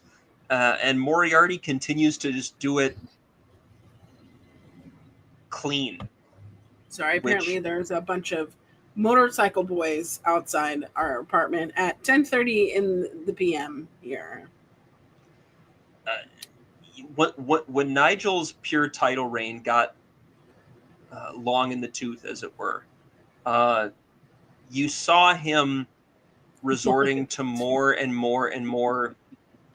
Have you not heard that before? I've never heard that before.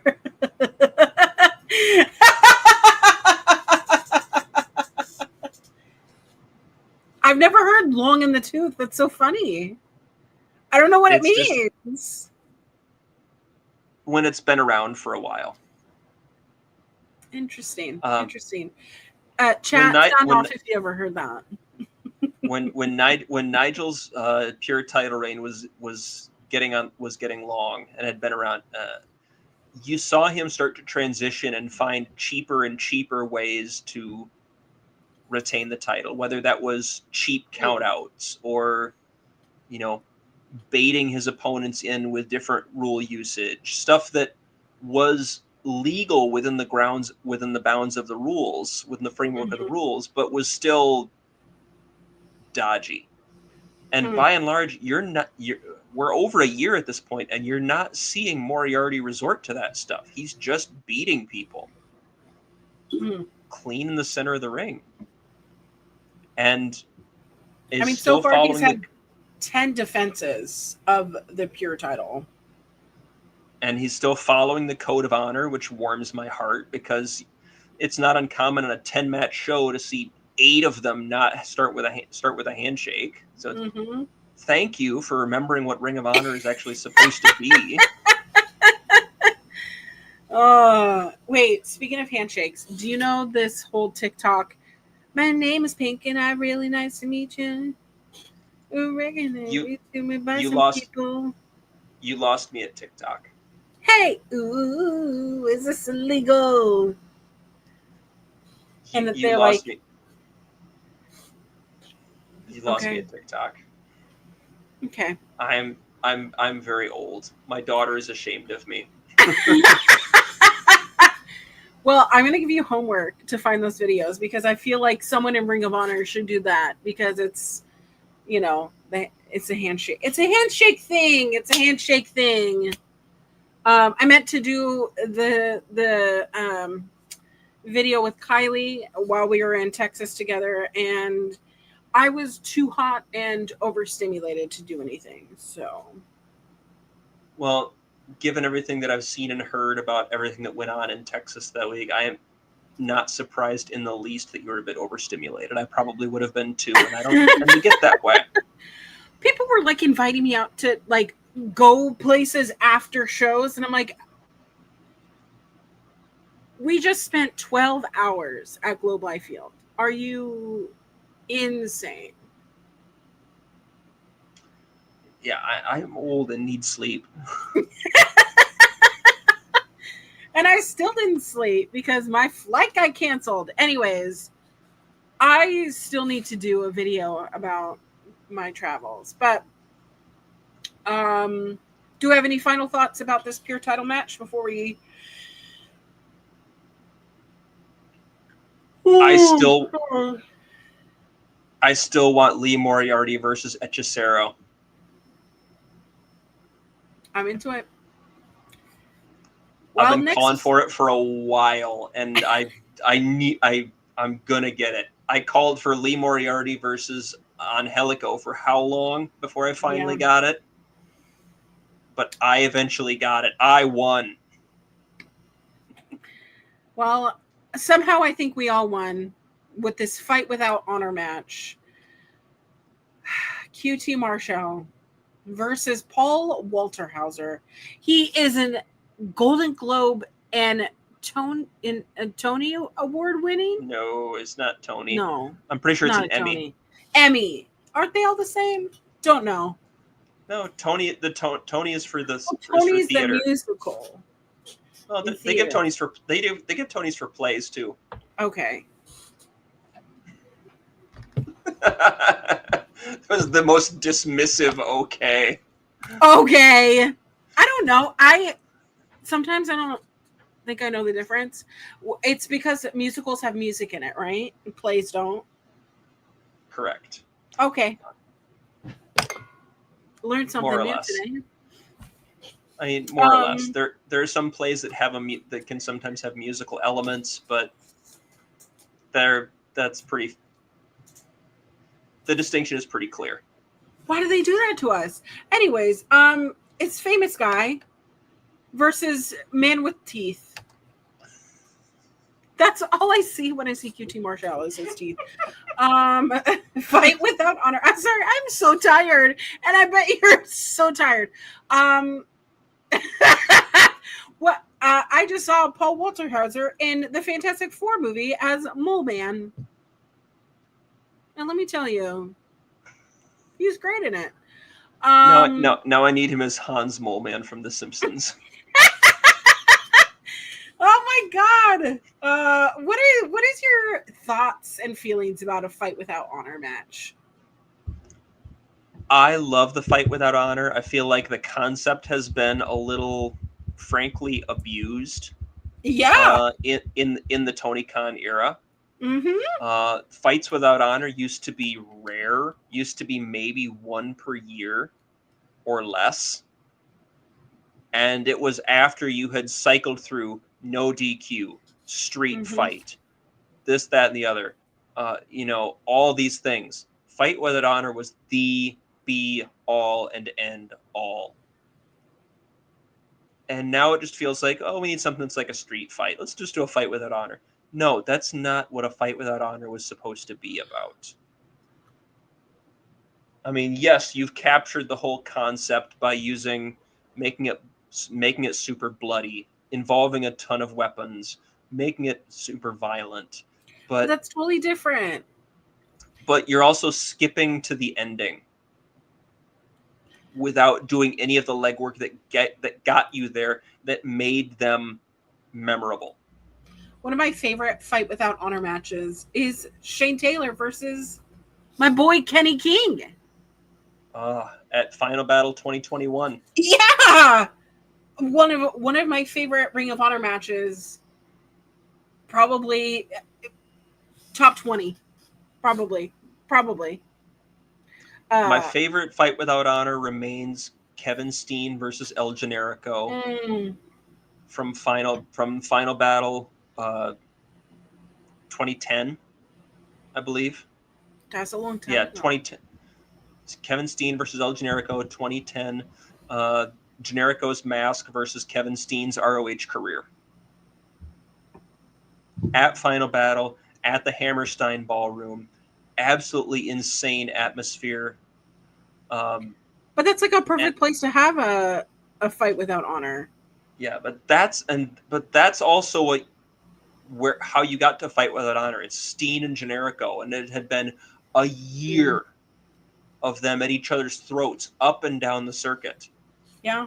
Bryan Danielson and Takeshi Morishima in a Fight Without Honor.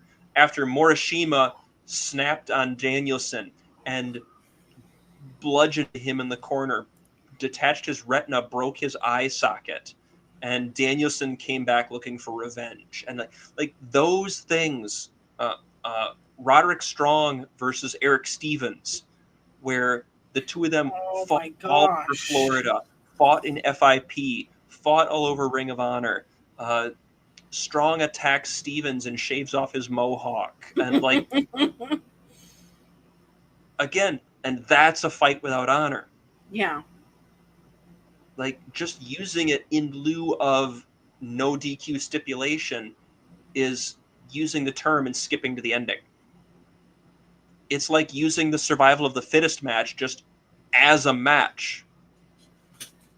And just naming the 6 guys. The concept of survival of the fittest was that it took place in one night, and each one of the 6 people in the final match won their way into it with a singles match earlier in the evening. That's why it was survival of the fittest, because you had to not only win your way in against some of the best independent talent in the world, but then you had to survive a 6-person elimination match with the best of the best in the process. Yeah. Crazy how things get dumbed down. You're just naming 6 guys and putting them in an elimination match. That's no. Oh. So have we hit all the pieces yet? We've ridiculous stalling, wild tangents, Kyle going on a rant about something that no one cares about. Are we playing bingo here? We're hit. We've got all the greatest hits. Yes. This match itself was, as a no DQ match, as a street fight style match goes, it was very good. QT bumped his ass off. Yeah. There were points where, honestly, it looked like he was wrestling himself. And that's not meant to be disrespect to Paul Walter Hauser. The guy clearly loves this and has put in the work, but Yeah. also limitations just are what they are. Here's the thing. When you have a celebrity wrestling, it can go a couple ways. What you're hoping for is the middle. Everyone stays safe. Everyone has a good time. And it looks believable. Sometimes you catch lightning in a bottle with like Bad Bunny, where Bad Bunny in that match, especially versus Punishment Martinez, Damian Priest. I can never call him by his real name. I had actually forgotten what his WWE name was. But that match in Puerto Rico, that is lightning in a bottle. Something like that will never happen again for a celebrity to come out. They've gone really awry. Notably, a lot of TNA celebrity matches that were very painful to watch. But the more things that came out, namely the glass spot, when more chairs and tables happened, QT Marshall throwing a chair, and he ducks. Like, there's clearly a size differential between the two guys, right? I want to say this. It's not like Paul Walter Hauser has been training for months and months and months, putting his body into the same shape that we would see Tony Neeson or anyone else on the roster that, like, wow, you are an athlete, you have abs. Like, for the most part, it's the same body, that he has, right? But this match had no business being as entertaining as it was, because it wasn't bad. No, it wasn't bad at all. No, it wasn't. That said, and I feel like I'm gonna be just. I'm just gonna be. It sounds like I'm being overly negative here, but I also don't think it needed to go 20 minutes. It didn't. We didn't need blood. Like, we didn't need the extra blood. We didn't need the barbed wire, wrapped baseball bat. I mean, we did have a spot for Hook. Hook returns, even though he already returned at Dynamite. So when we saw his symbol up in the sky, there was a little bit of a confusion. But all in all, he has debuted new music, and he comes out in that bomb-ass jacket. And the possibility of things to come. But lots of different spots if you like hardcore stuff, okay, but that's not really what a fight without honor is. It's just not. I mean,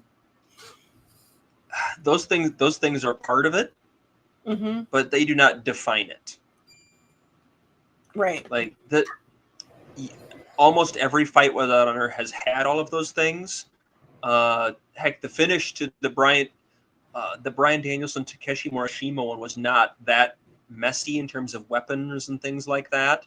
It was still very much a Bryan Danielson match, but the finish was him using the hammer and anvil elbows with a chain wrapped around his arm. And just chain elbowing Morishima until he passed out. Like, so all that stuff is a part of a fight without honor, but the bigger part to me, as I said earlier, is all of the stuff that got you to that point in the feud. Right. Which I'm sorry we did not have here. I mean, I've known that Paul Walter Hauser is interested in wrestling. He's a fan of things in wrestling. It was just a little bit, I don't know, shocking to me that this was part of everything. But I'm not mad at it. Had no right to be this fun. But Sam said, Nikki reminded me that Hook was at a movie premiere with Paul Walter Hauser and Orange Cassidy. I believe Chuck Taylor was also there. So headline that Paul Walter Hauser got the wind knocked out of him when he got powerbombed on those sometimes. Honestly, I had heard that too, and it would not shock me. Also, at that point, you were looking at about 17 to 18 minutes into the match, and even well-conditioned athletes getting that deep into a match are going to be sucking wind a little bit. And yeah, as much respect as we have for Paul Walter Hauser as what he wants to do with this and the work he wants to put in, he will not be mistaken for a well-conditioned athlete. I mean, neither would I. But I'm not out there doing those things. Might be, but I'm in terrible condition, so it doesn't. If you think that about me, I will disabuse you of that notion very quickly. All right. Well, we do have 3 matches left on this card, this 5-hour show. We have the ROH World Tag Team Championship match. Like you said, these were vacated. But Sammy Guevara and a TBA opponent versus the Outrunners. I feel like the choice of the Outrunners as the opponent kind of teased that we were going to get something vaguely heelish here, because of the fact that the people weren't going to boo the Outrunners. True. And it felt like it would be weird to do face versus face. Especially because earlier in the night you had the infant Shane Taylor Promotions, who are clearly heel, going against Sammy and the Sons of Texas.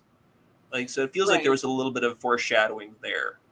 But yes, in case you didn't see on social media, in case you didn't pick up the references earlier, Sammy's partner,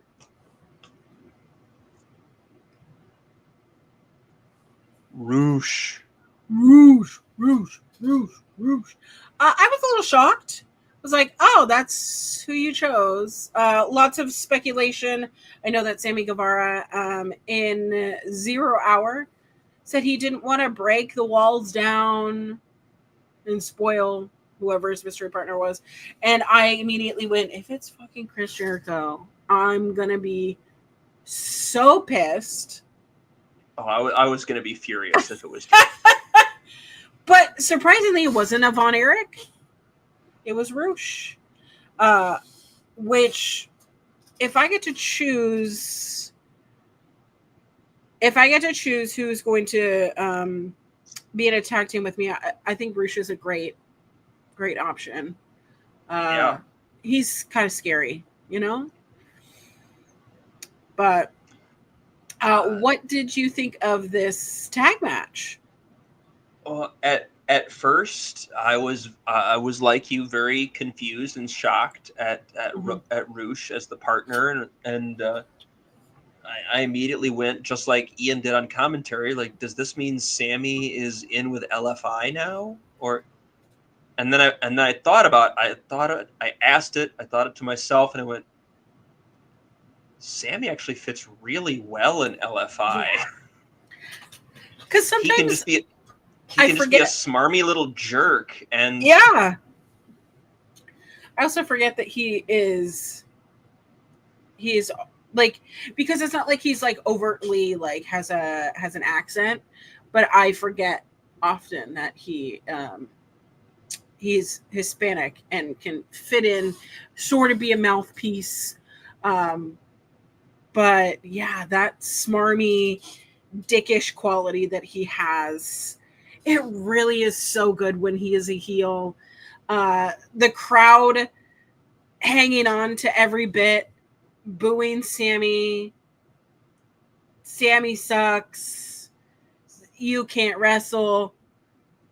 It's everything that you need your heel to be here. And it fits really well with a group that already includes Roosh and Beast Mortos, because you have Sammy, who can just be a smarmy little jerk with the most punchable face in the company. I mean, Eddie Kingston punched him in the face. Andrade punched him in the face. And then he can go run behind two of arguably pound for pound the toughest guys in your promotion. And the heat that can generate.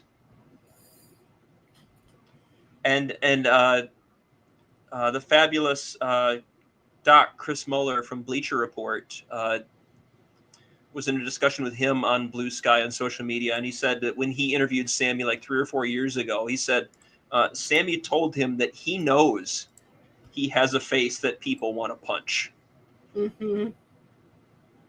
Showing a remarkable amount of self-awareness, all things considered. But and honestly, this went 13 minutes, and it felt like an extended squash. Yeah, I feel like you could have. I feel like you could have trimmed about 5 minutes off of this. I really didn't think that a team could squash the Outrunners, such beloved, men that have really stolen the hearts of. I say that as like, well, they're not like white meat baby faces, but yeah, maybe they are. Well, and maybe I need to rewatch it again, and maybe calling it an extended squash is a bit of an oversimplification, but it felt like Sammy and Roosh were in control for a solid 75 to 80% of this match. Yeah. Is what it felt like. And to me, that starts to hit a point where you can start to use squash to describe it. But again, I had this timed at 12:59 after Roosh hits an overhead suplex on Turbo. Shortest It matches. was actually.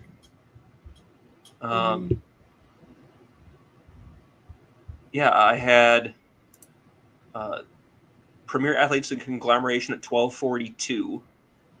Sammy and the Von Erichs against STP at 13:05. Taya and Queen Aminata at 8:25. The Kingdom versus the Swirl at 11:21. Lee Moriarty and Shelwa at 16:16. QT and Paul Walter Hauser at 20:28. And this at 12:59. Interesting. But I the Bull's Horns and the Swanton Bomb. I also love when the Outrunners do the double or the handshake thing, and then they do their double elbows. I love that. They can't always. They sometimes they still struggle to work out the timing of the elbow drop at the end. But yeah. That's also you've also got a 6-inch height difference between them too. It looks like too, so that probably can't make it too much easier. 6 inches. I need to go to bed. But at the end, after the end of the match, Sammy Guevara, Roosh, they defeat the Outrunners. At the end of the match, they just start beating the piss out of the Outrunners, even after the bell is rung. And our good boy, Dralistico, comes back. He has won his $50,000, and now he's come back to celebrate. Yep, and the big hug with Sammy, clearly indicating that Sammy is now part of LFI. And the Von Erichs come down, clearly looking for an explanation, trying to figure out what happened here. They assumed that one of them was going to get to fight alongside Sammy, and Sammy looks like he's going to try to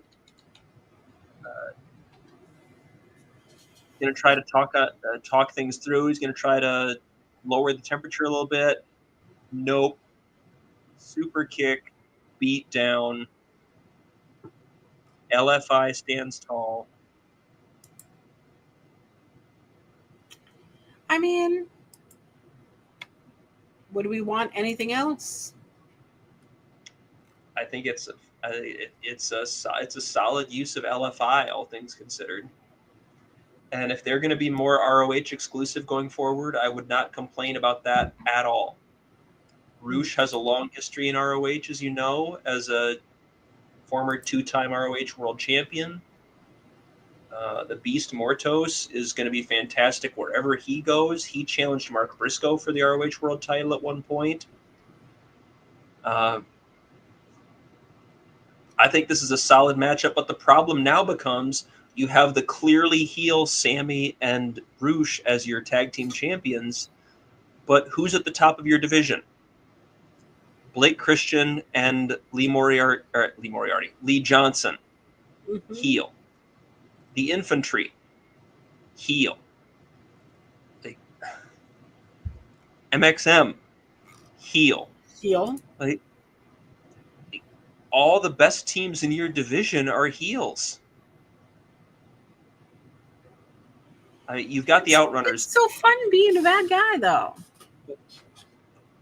No disagreement there. I remember. I can speak to that from being on stage. Hello. The dopest duo is back together. We are very sleepy. It's true. Hello. It is 2 a.m. on the East Coast. I am very tired. It's 2 a.m.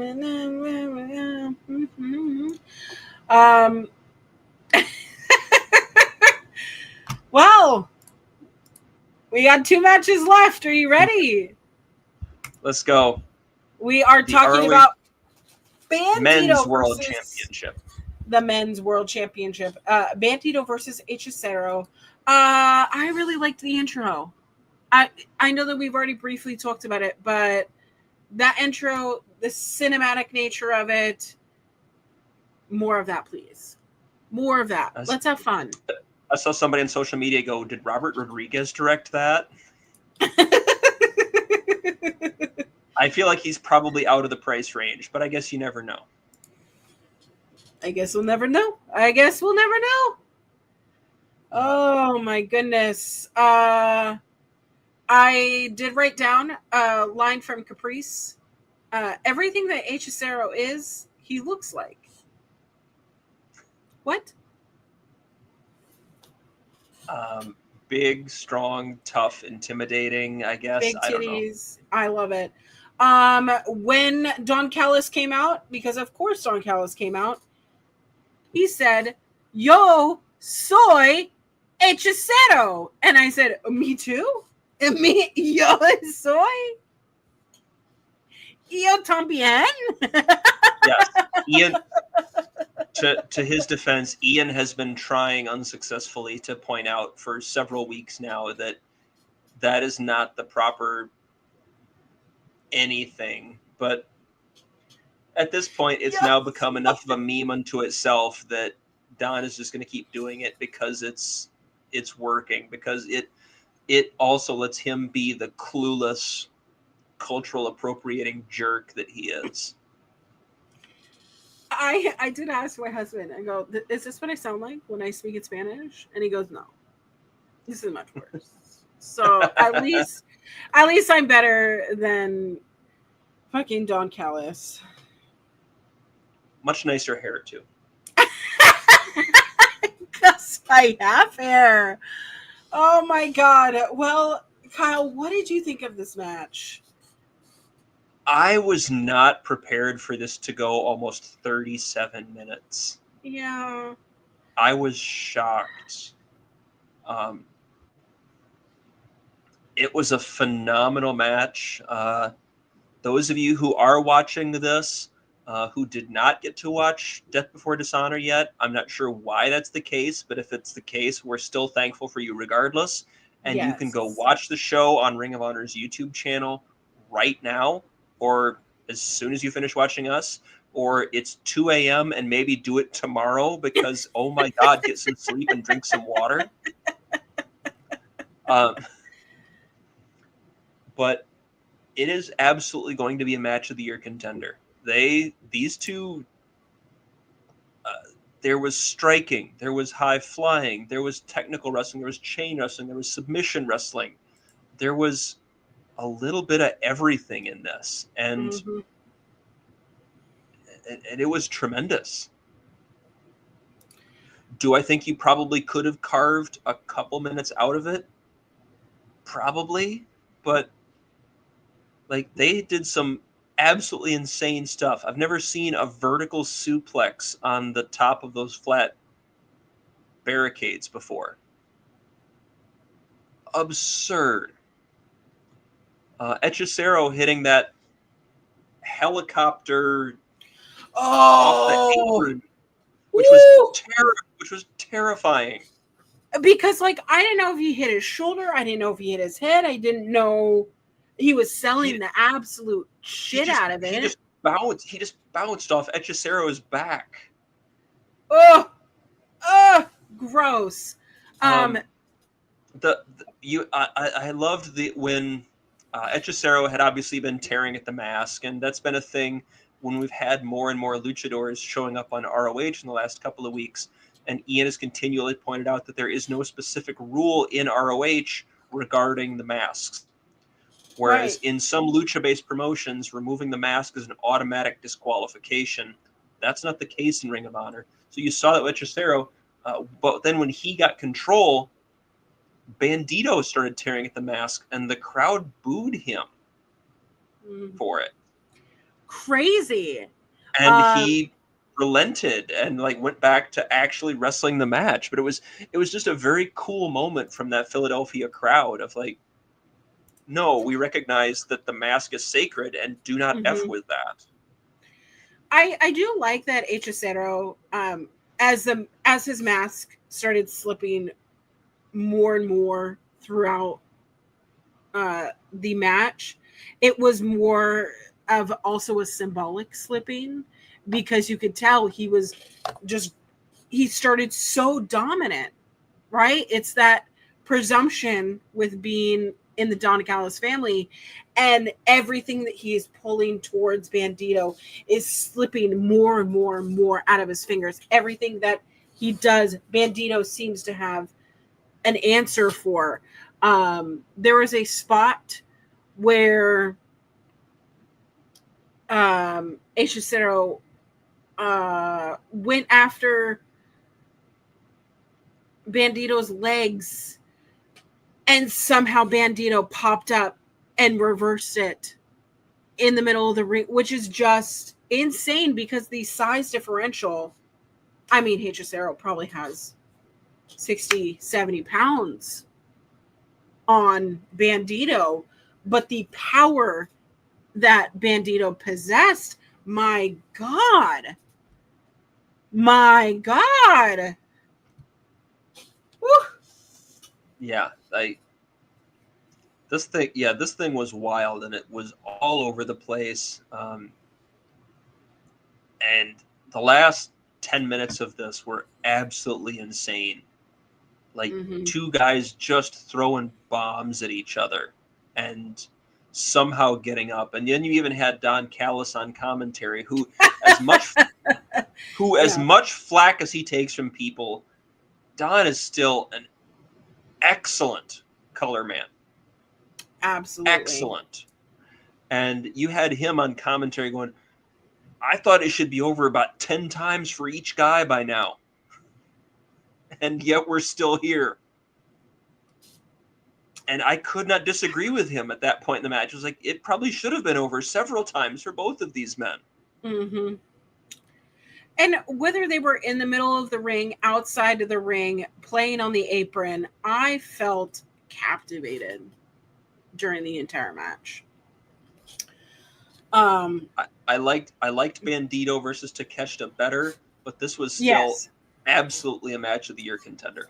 Well, like, the thing about Takeshita, wrestles very different than Hechicero, but they both had similar mentalities of starting strong and just being countered as the match went on, where I feel like Hechicero more imploded on himself rather than exploded with the Takeshita match, which the Takeshita match, I think, is still one of my matches of the year. Probably that is also available on the Ring of Honor YouTube channel. If you have not watched it, go watch it. It is amazing. There is so much good stuff on the Ring of Honor YouTube channel right now. I can't even. Can I tell you though? I was trying to find tickets to that show. There were no tickets to that show.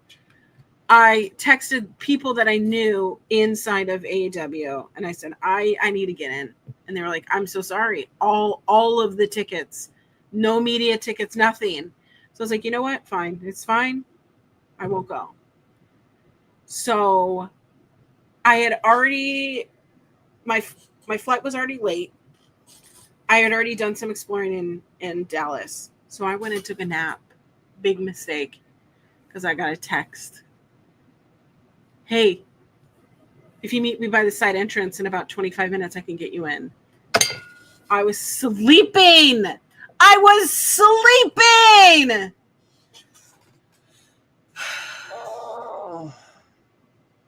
I needed the sleep because I hadn't slept, but yeah, I missed it. But I watched it on my phone at the sushi restaurant across the street. But it was fun. But yeah, a fabulous match. Bandito retained. Yeah, and we go back and watch again.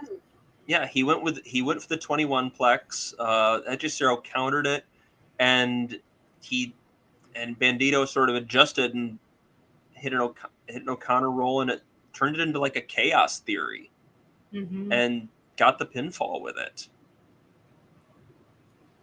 which was a little surprising too. That it was kind of an out of nowhere thing like that. And the chaos theory is an effective finish. I mean, Doug Williams used it for years, but a little surprising nonetheless. Very much enjoyed it. Any final thoughts on the match? Well, we move on, and we'll see what happens next. If Don Callis throws yet another body at Bandito, or if we finally move on to challenge someone who's actually, in Ring of Honor. A novel idea, I know. This is why we're such a great team for Ring of Honor, because we have these off the wall ideas like that. It's crazy. Well, our main event tonight is a women's match.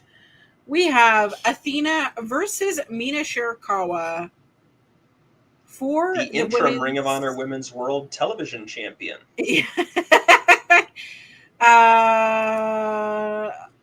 A little bit predictable of who was going to win. However, I was a little bit nervous because they did up this a week, which has the show itself. So I was afraid that they would end Athena's title before her 1,000 day. Yeah, which is, if my math is right, I think it's like a week from, it's next Friday. Correct. Which is when Death Before Dishonor was supposed to be. And right. It got moved up. Right? Yes. And I have in my notes, you'd be forgiven for forgetting that Mina is the interim ROH Women's World Television Champion after Red Velvet's injury.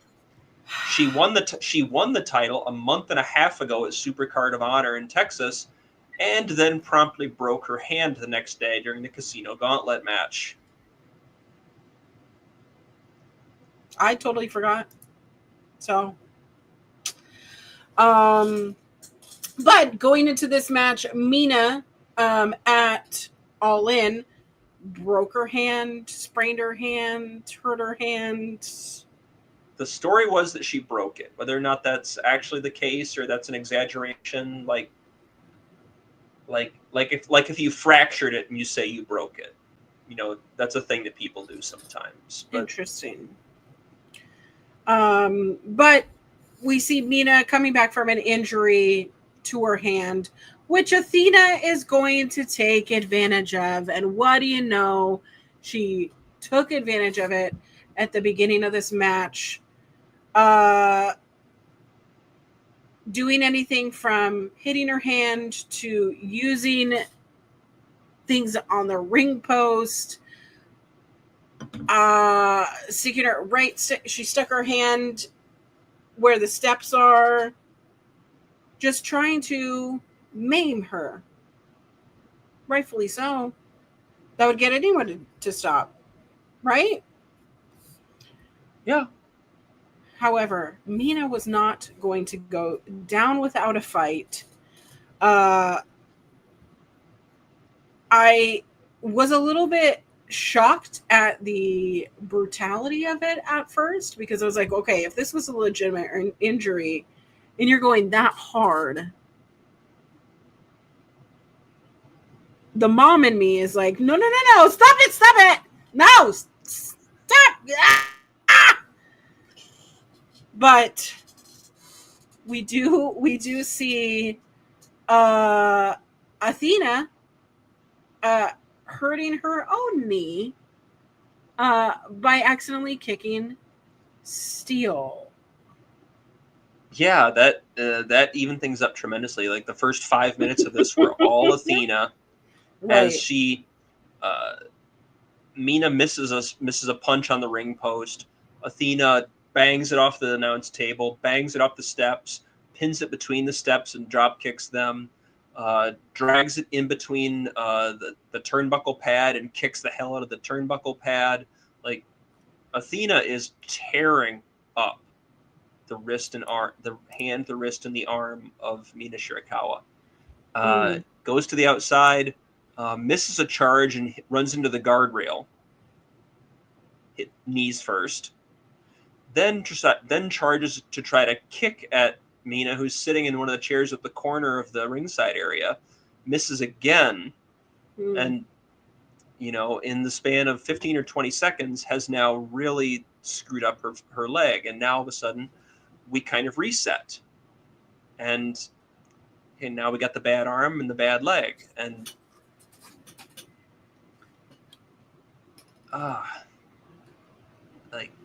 and then that kind of was your story that dictated the rest of the match, because Mina likes to use the figure 4 leg lock, and she did several times in this match, to the point where I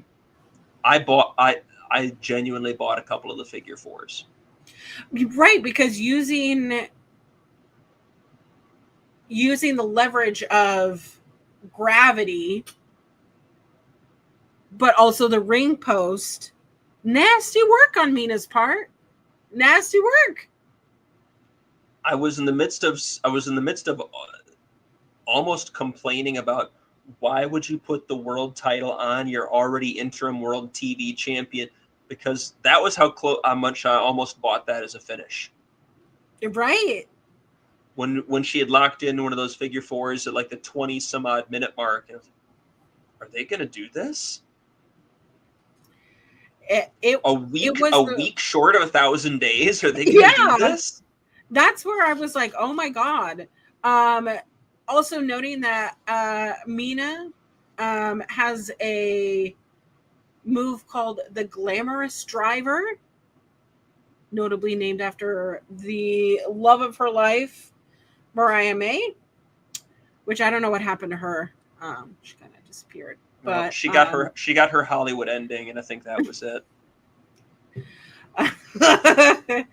But we see throughout the end of this match, Athena really trying to lock in the O face, right? It takes a little bit to set up, and every time Athena tried to go up to get that, her knee was hurting, and then you see Billy on the outside going, "Oh, watch your knee, watch your knee."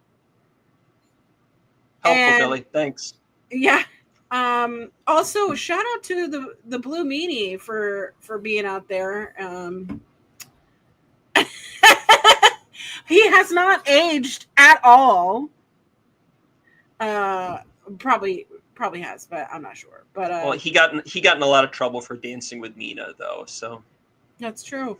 But Mina at the end did end up hitting that glamorous driver, but Athena like kicked out at like 2.88888999 and whatever. Like I was convinced once again. But it did set up Athena to go up top to hit the O face to pin. another successful defense, and that whole sequence when she hit the glamorous driver to me was Athena went hit her with a superplex, went to power bomb her, but the knee buckled on her, and it sort of turned into a vertical splash for Mina, just crashing down in the chest, and then like 2 or 3 rolling elbows, and the back fist and the glamorous driver, and you see them stringing together, and like yeah, you buy that near fall, like that's, you got me, good job. Yeah. I bought it. Yeah. Fantastic match. Again, a fantastic main event to a pay-per-view that was not built up, but served. They didn't need to serve that hard. And yet, she does have nice wins. I had this one at 25-27. There were only 2 title defenses in Athena's run that have been longer. Do you know what either of them were? Can you guess? Billy and Willow. The answer is Billy and Billy. Billy and Billy? Both Billy matches at final. The one at Final Battle 2025 was just slightly longer at 25-35. That's what I just remember. A few seconds longer. Mm-hmm. The one at Final Battle 2024 was actually a full 28 minutes and change. So the Willow match, I believe, was just slightly shorter. I want to say it was like 21 or 22, right in that neighborhood. But this is now the 3rd longest title defense of Athena's run. And next week, our forever ROH Women's World Champion will celebrate 1,000 days as champion. Well deserved. Very well deserved. And we are now left thinking, what is your end game for the Women's World title? I don't want to sound like I'm trying to jinx it or trying to rip this away from our forever champion, but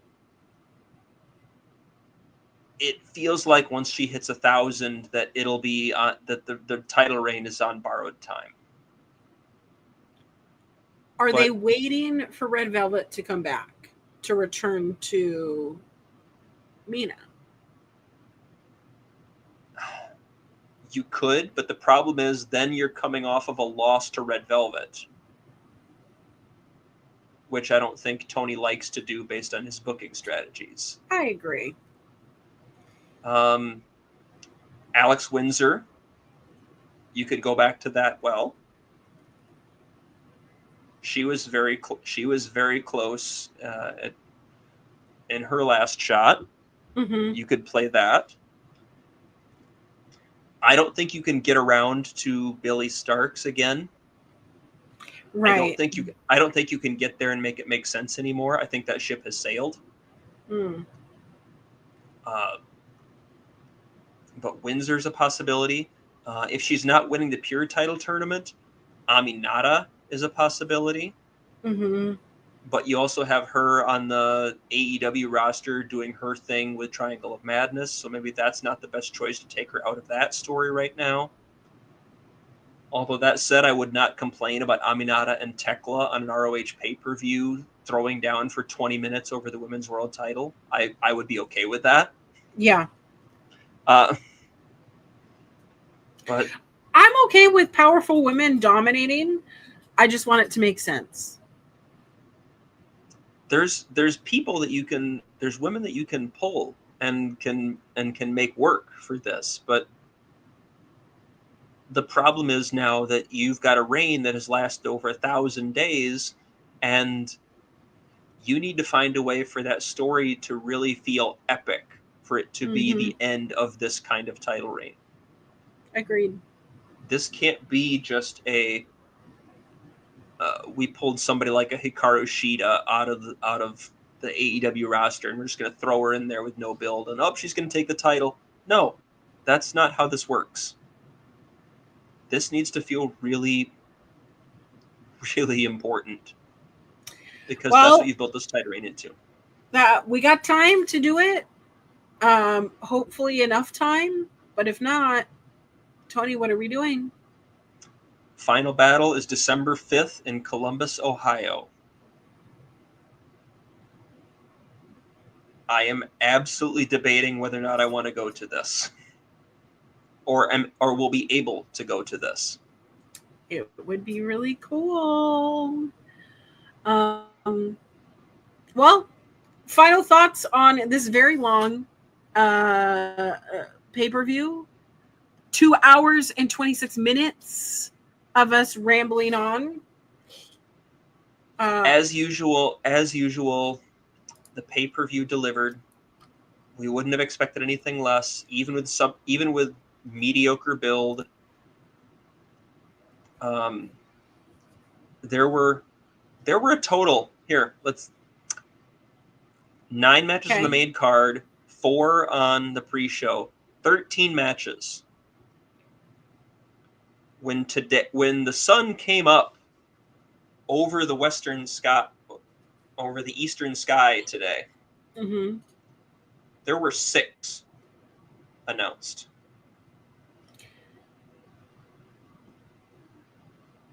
Seven matches were announced today for this show. More than half.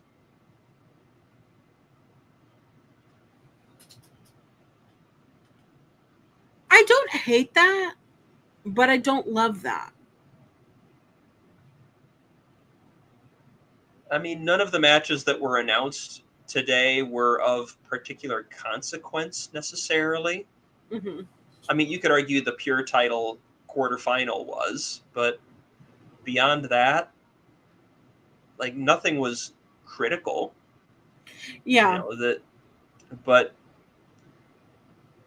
it also speaks to a seeming lack of care that we've talked about for a long time. And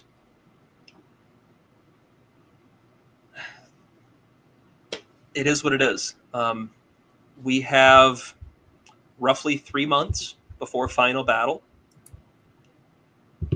and we can build to something really special here.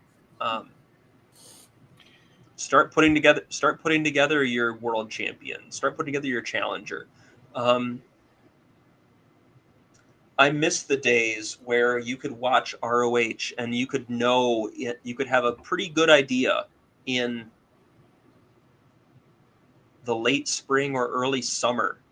You'd have a pretty good idea who was going to be the challenger at Final Battle. Yeah.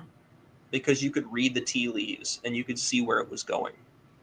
But those days are gone, it looks like, and that's okay. We all have to grow and change as time goes by. But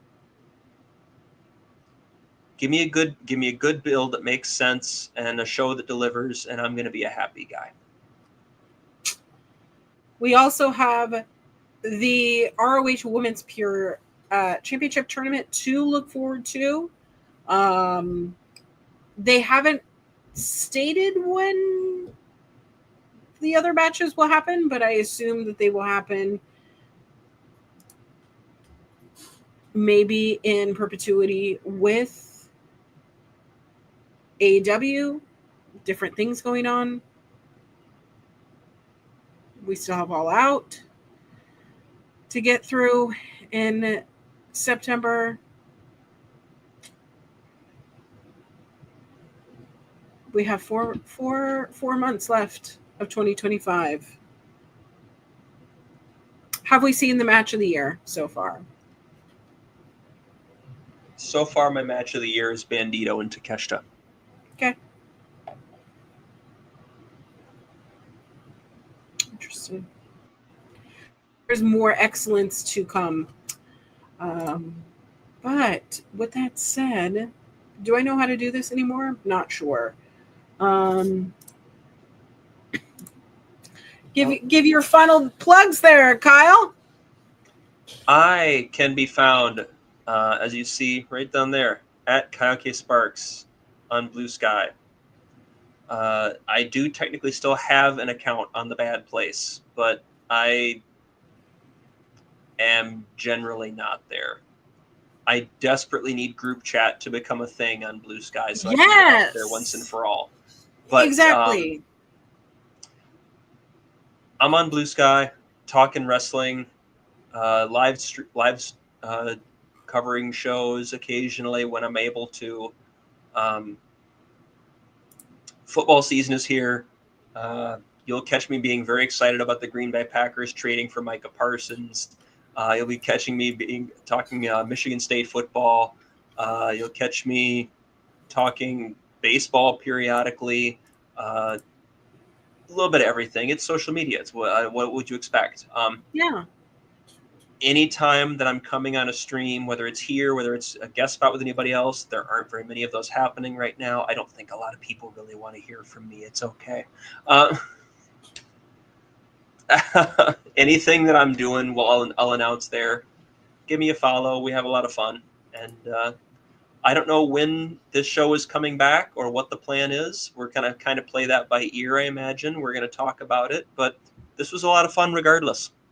So thank you for this. Well, of course. You can follow me anywhere there is a social media _queer auntie. I'm also on Substack, where I'm talking about feelings and things and non-wrestling creative ideas. So if you want to come around, get yourself subscribed, because I've been posting every Sunday, and I had an extra little something today called "You're a Sore Loser," and it's really really good. You should all go read it.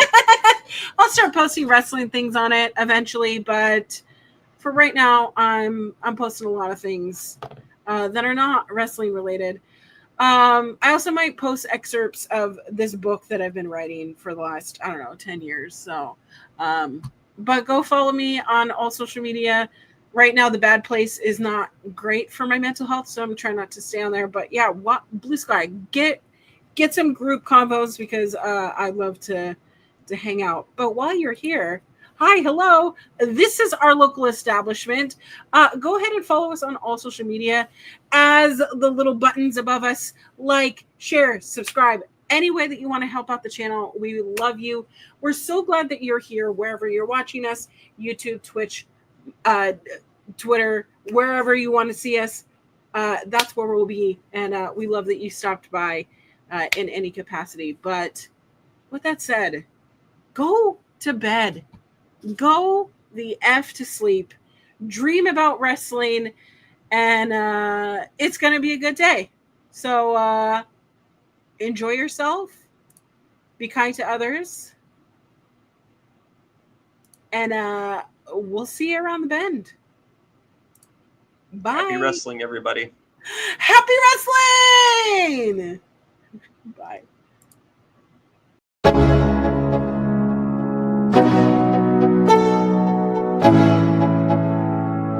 Let's go. Yo, I'm like an addict, do I gotta have it. I ain't even playing, got a really bad habit. If it moves, gotta grab it, fuse like a magnet.